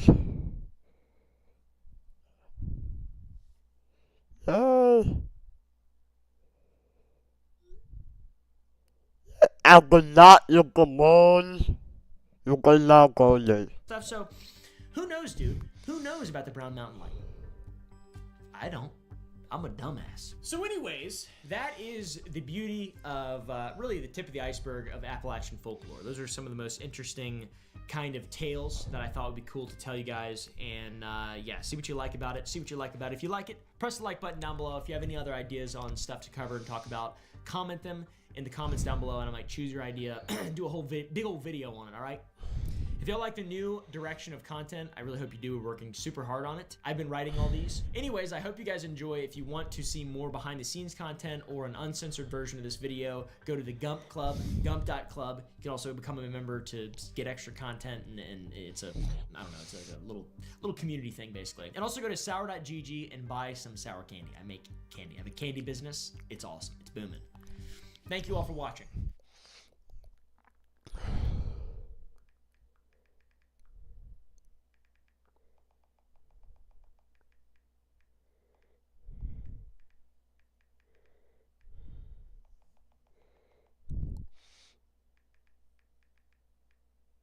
Oh my goodness.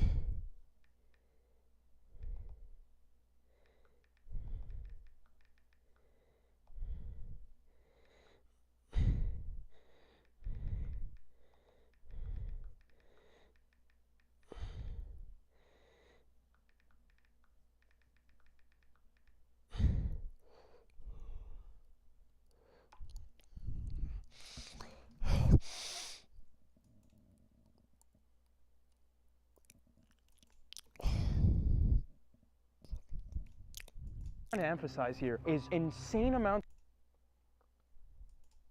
Upside. I already claimed the deal. Right there. My light's freaking out, bro. I think so.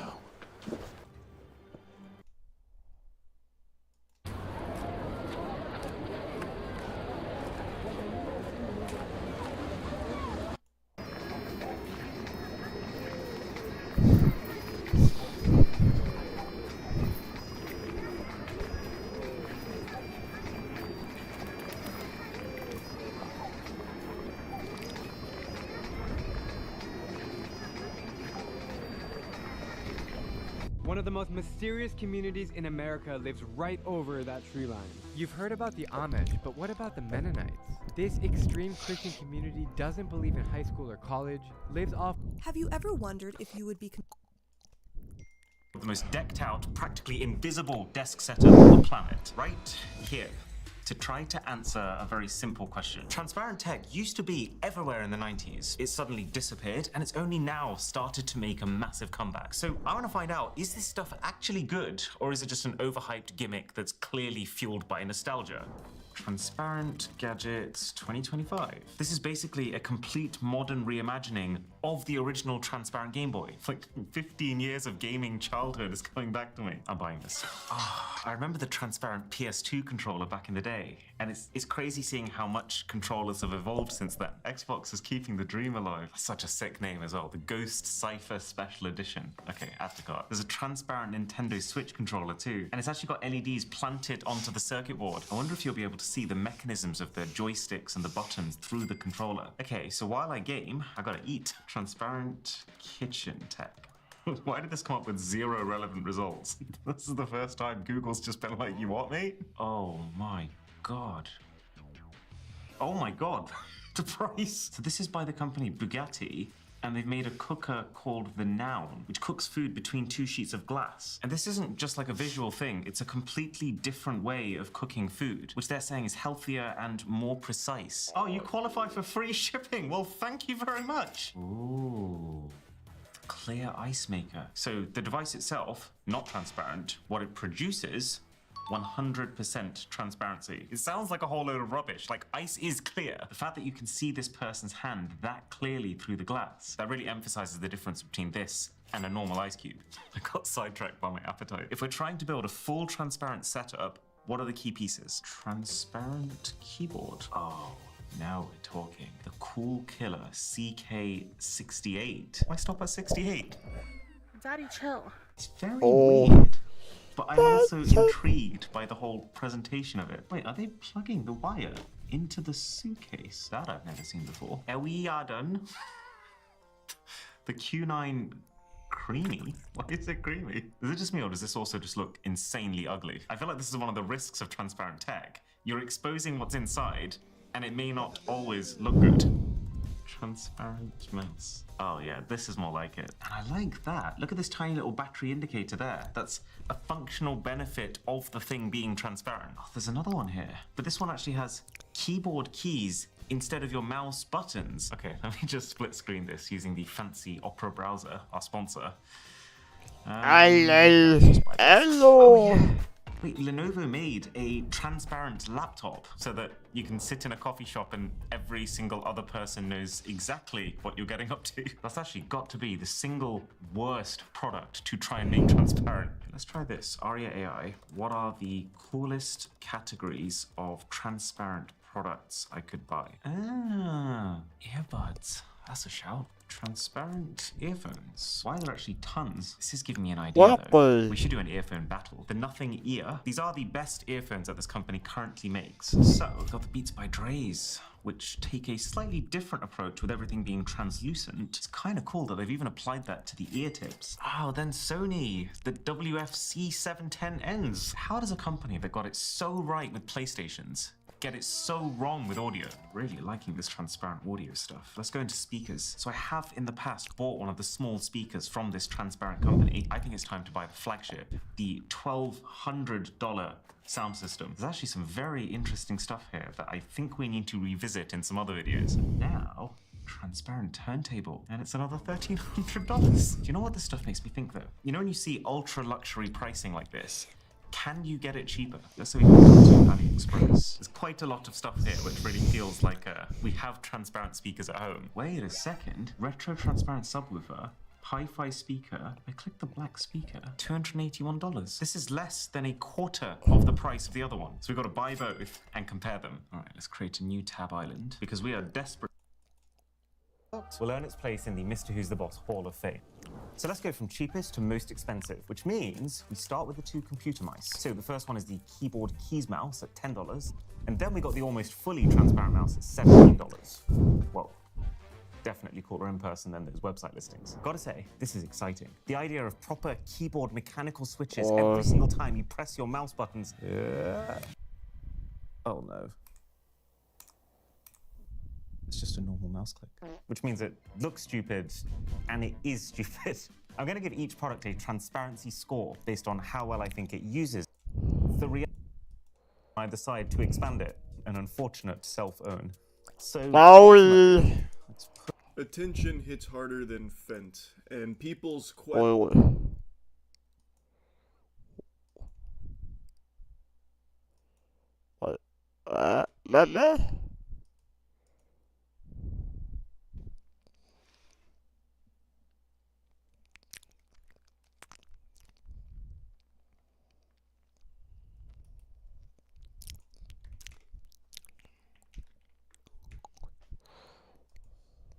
Quest for that high leads them down dark paths, and today I want to share with you someone that I've followed for a little while now to see if they would ever finally have like a come to Jesus moment and realize how cringe what they're doing is. But it's coming up on a full year of daily degeneracy here. Today is day 361 of trying to make a phone call with KSI. In this series, I'm posting a video every day doing a KSI tattoo until he calls me. On the 361st day, I continued doing tattoos on my leg. He's not gonna pay you, bro. Guys, why do you think I'm doing this? Why do you think I'm doing this for money? Do you think I had to do this for money? No, I'm spending money doing tattoos. Why do you guys think I'm doing this for money? He's right, he's doing it for something far less reasonable than money. Nothing. He's doing it for actually nothing. Is what he's doing it for. So it's been about a year, and the YouTube rewind for this guy's life has been exclusively KSI tattoos on his body and Instagram reels about it, really. He has almost 400 tattoos of KSI's name, as well as things related to KSI, tattooed on himself from his belly to his legs to his face, and he plans on getting even more, all with the sole goal of trying to get KSI's attention so that maybe he'll finally just say, okay, enough is enough, Buster, we'll talk on the phone real quick. I got like 5 minutes while I'm taking a shit. I'll hear you out. That's the entire plan. I think it's a dog shit idea because why would anybody want to communicate with someone that is obsessively tattooing their name on their body? Like, trying to hold their body ransom to get to you? This dude has turned his whole body into a gas station public bathroom stall door. Looking like Jared Leto's the Joker out here with the ha-ha-ha's, except with KSI's name instead. And what's crazy is, KSI actually did reach out. He sent him messages. But that wasn't good enough to satiate this guy's gluttony. He is demanding it be a phone call. Messages will not suffice. KSI messaged me telling me to stop doing tattoos of his name, and yes, I have almost 400.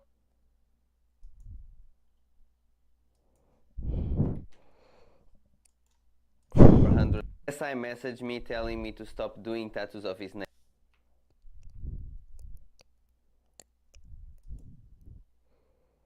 And yes, I have almost 400 tattoos of his name. The thing is that I don't really think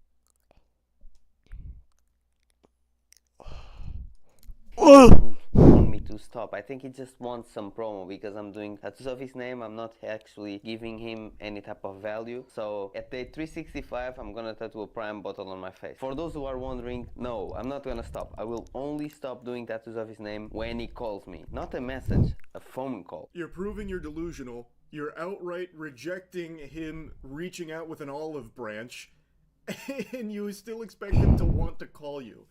Even if he did eventually relent and give you that phone call, it's going to be one out of pity. It's not a phone call that's going to change your life, man.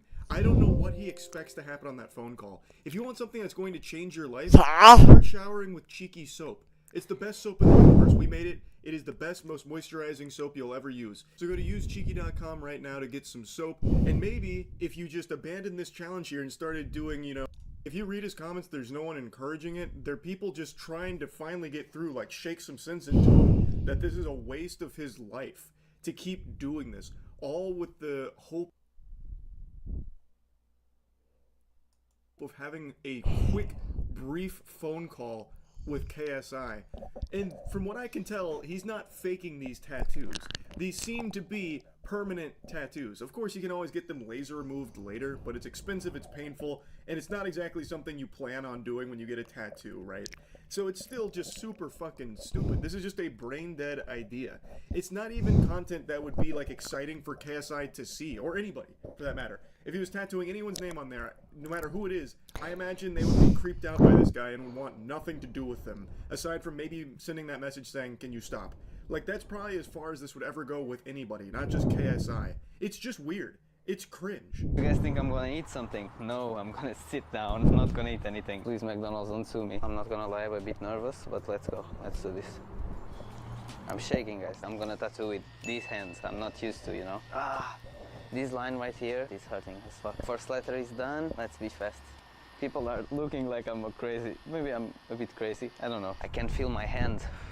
Shit. Last line, guys. No, he is crazy. Fuck. It's done. Let's leave. Let's leave. They're gonna kick me out, but I'm just gonna leave. But yeah, I did it, guys. I did it. Remember, in 15 days, I'm gonna do a prime bottle on my face, guys. Remember, in 15 days, day 365. Now, I gotta leave. Okay, time to go. The adrenaline was really pumping on that one. People in McDonald's were looking at him. He could have been kicked out and thrown in the slammer any minute. Except, if you look at the video before he goes in, it looks completely closed. It looks like it was not even open for business at these hours, and he was most likely pretending that there were people watching him just to add some excitement, some anxiety to the video. Oh, the stakes were very high for this KSI hand tattoo, no doubt. And someone called him out in the comments, so then he started arguing. That's another thing. The people that leave comments...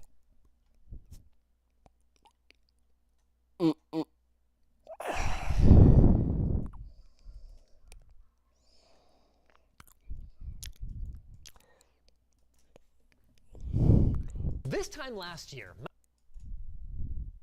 What if there was a way... In this video...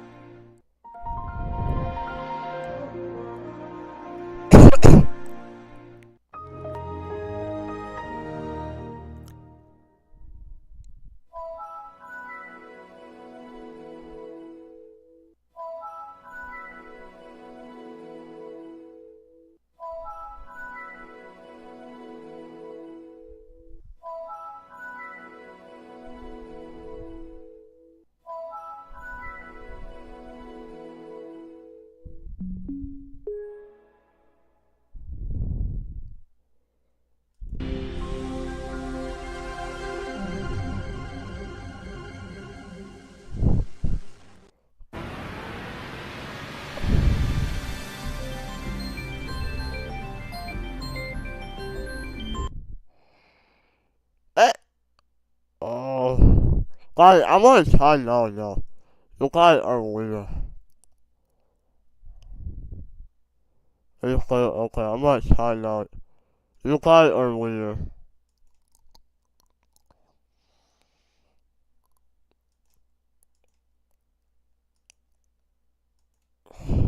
I know. You guys are weird.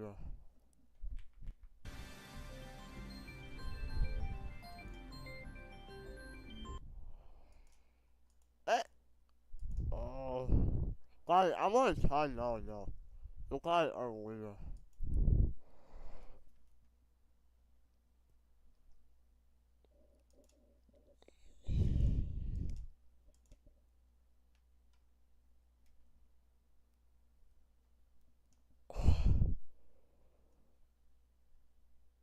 Valve software. You know Valve, they make. Yeah. Comments are usually shooting spitballs at him, but he's right there with his mouth open to catch every single spitball shot at him. He is in the trenches fighting in the comments in so many of these videos, and it's become the focal point of the content itself now, where he reads hate comments. Today is day 359 of trying to make a phone call with KSI. In this series, I'm posting a video every day doing a KSI tattoo until he calls me. On the 359th day, I continued doing tattoos on my leg. You say, maybe you guys do this because you want attention, but aren't you trying to get attention from KSI with this ridiculous shit you've been doing? Yes and no. First of all, yes, you guys want attention, because if you didn't, instead of going to my comments, you would message me and say, oh, you need something, on you're okay, or even if you want to hate, you would hate offline on the DMs, not online. And if you go comment in someone's video, it means that you guys want attention. And no, I don't want attention from KSI, I just want a phone call with him. I did not tell you why I wanted that. You don't know the reason, so you can't say I want attention from him because you don't know why I'm doing this. So yeah, bro, you just don't know, man. And this was the final result. You remember how I said the tattoos look like they're real? Well, I've got a big plot twist for you, because I have a hunch that they're not real. I think he's actually faking it. That clip I showed you of him doing the tattooing at McDonald's, that was on day 350. This is apparently day 359. And as you see in this frame here, you can see that hand that he supposedly tattooed KSI's name on, and interestingly enough, that name is absent. And in the video, you can't actually see him take the needle to the skin. He cuts around it and then just shows you that it's there. It seems like he faked it. Now, did he fake all of the tattoos? I couldn't tell you. But if his timeline is to be believed, or unless he's lying about the timeline, then there is no reason why he shouldn't have KSI's name on that hand that you see right there. In fact, if you look... Make a phone call of him. How can I meet him? How can I make this dream come true, you know? And I thought the only way I can do this is to get his attention. So yeah, I'm gonna do a KSI tattoo every day until he calls me. So while the ultimate goal is that phone call, he is openly saying he's doing all of this degeneracy to get KSI's attention. He is still doing all of this for attention because he is extremely desperate to get out. My videos are getting great shows. I'm getting videos with 7,000 likes and then top. Nobody that is following his challenge or rooting for. Microsoft rushed Windows Recall into public testing, allowing AI PCs, whatever those are, to record, catalog, and even revisit all user interactions. You know, in case you forgot how to open up your browser history or scroll up in a chat window. And to say that that rollout went poorly would be a gross understatement. I really don't know what they were expecting, though. I mean, days prior, CEO Satya Nadella called for Microsoft to prioritize security above all else. And then they immediately start pushing this app that not only records everything that appears on the screen of your computer, but also utilizes the AI capabilities of said computer to turn everything it sees. This is why I like Windows 10. So Windows 10 is way better than Windows Amendment. This is why I like Windows 10. It's way so much better than Amendment. Into an easily searchable database. Now, Microsoft claimed was that all of that's fine and that Recall is totally secure. Unfortunately, that held up for about as long as it took for someone to download the preview and then track down the folder that it was writing to. At which point, the entire internet lost its collective mind over how absolutely not secure it actually was. Now, it was about that time that we wrote this video, tearing the whole thing apart. But then, as we were set to film it, Microsoft announced... Well, one little amendment first, this is why I'm going like Microsoft. I think that Microsoft is owned by Google, I'm not sure. Okay. No, Microsoft is owned by real estate, right? Wait, let me order this. But Microsoft owned by real estate. You guys, Microsoft, what you guys complain, say, oh, only guys complain of Microsoft share after it. Because today he always one complaint of the company.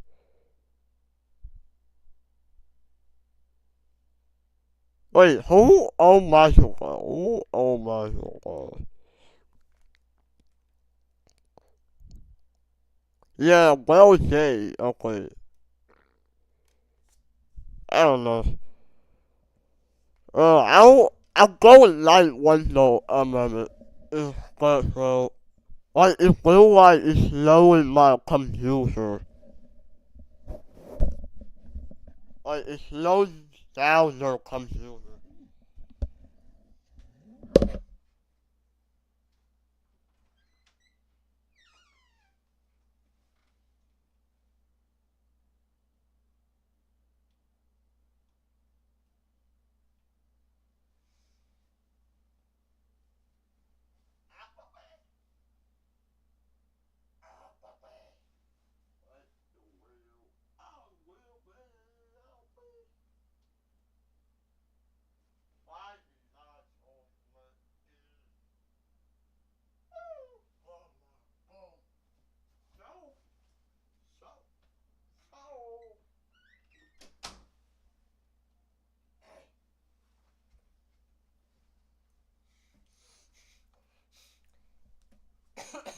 They would postpone recall in response to the community's concerns.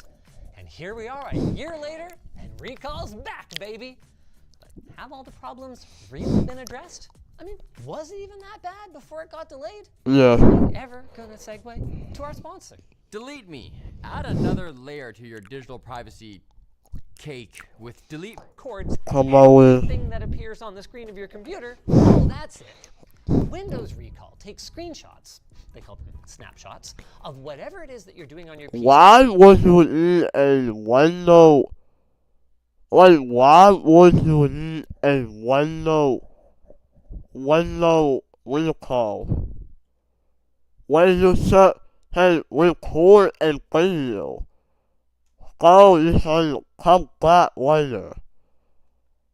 Like, bro, you should set record a video instead of recall. Like, set record a video so you can come back later instead of this thing. You know, you go you guys, set record a video. That's it.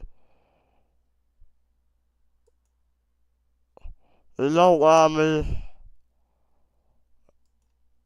And I'm thinking back. Set record a video, not recall. See every few seconds, and then feeds them through AI-assisted audio text recognition and image analysis, then stores it all in a local database for your convenience. Yeah, that's not good. And they only need 10% of your hard drive space to do it? Outstanding. The idea then is that you can fire up Recall and ask it things like, hey, turn on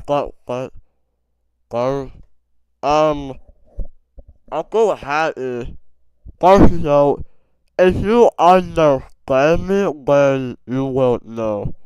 First, you have to understand my language. You have to understand my language. Then you will know. What was that Korean restaurant that Alice mentioned the other day? And then, without you needing to remember whether it was an email, a Teams message, or a random calendar invite. Maybe for some old people. Well, most of the people know they can record in video. Like, some people who use Windows, they know they can record in video on their computer. So they know if it's good. So they do know, so I'm pretty sure. Recall will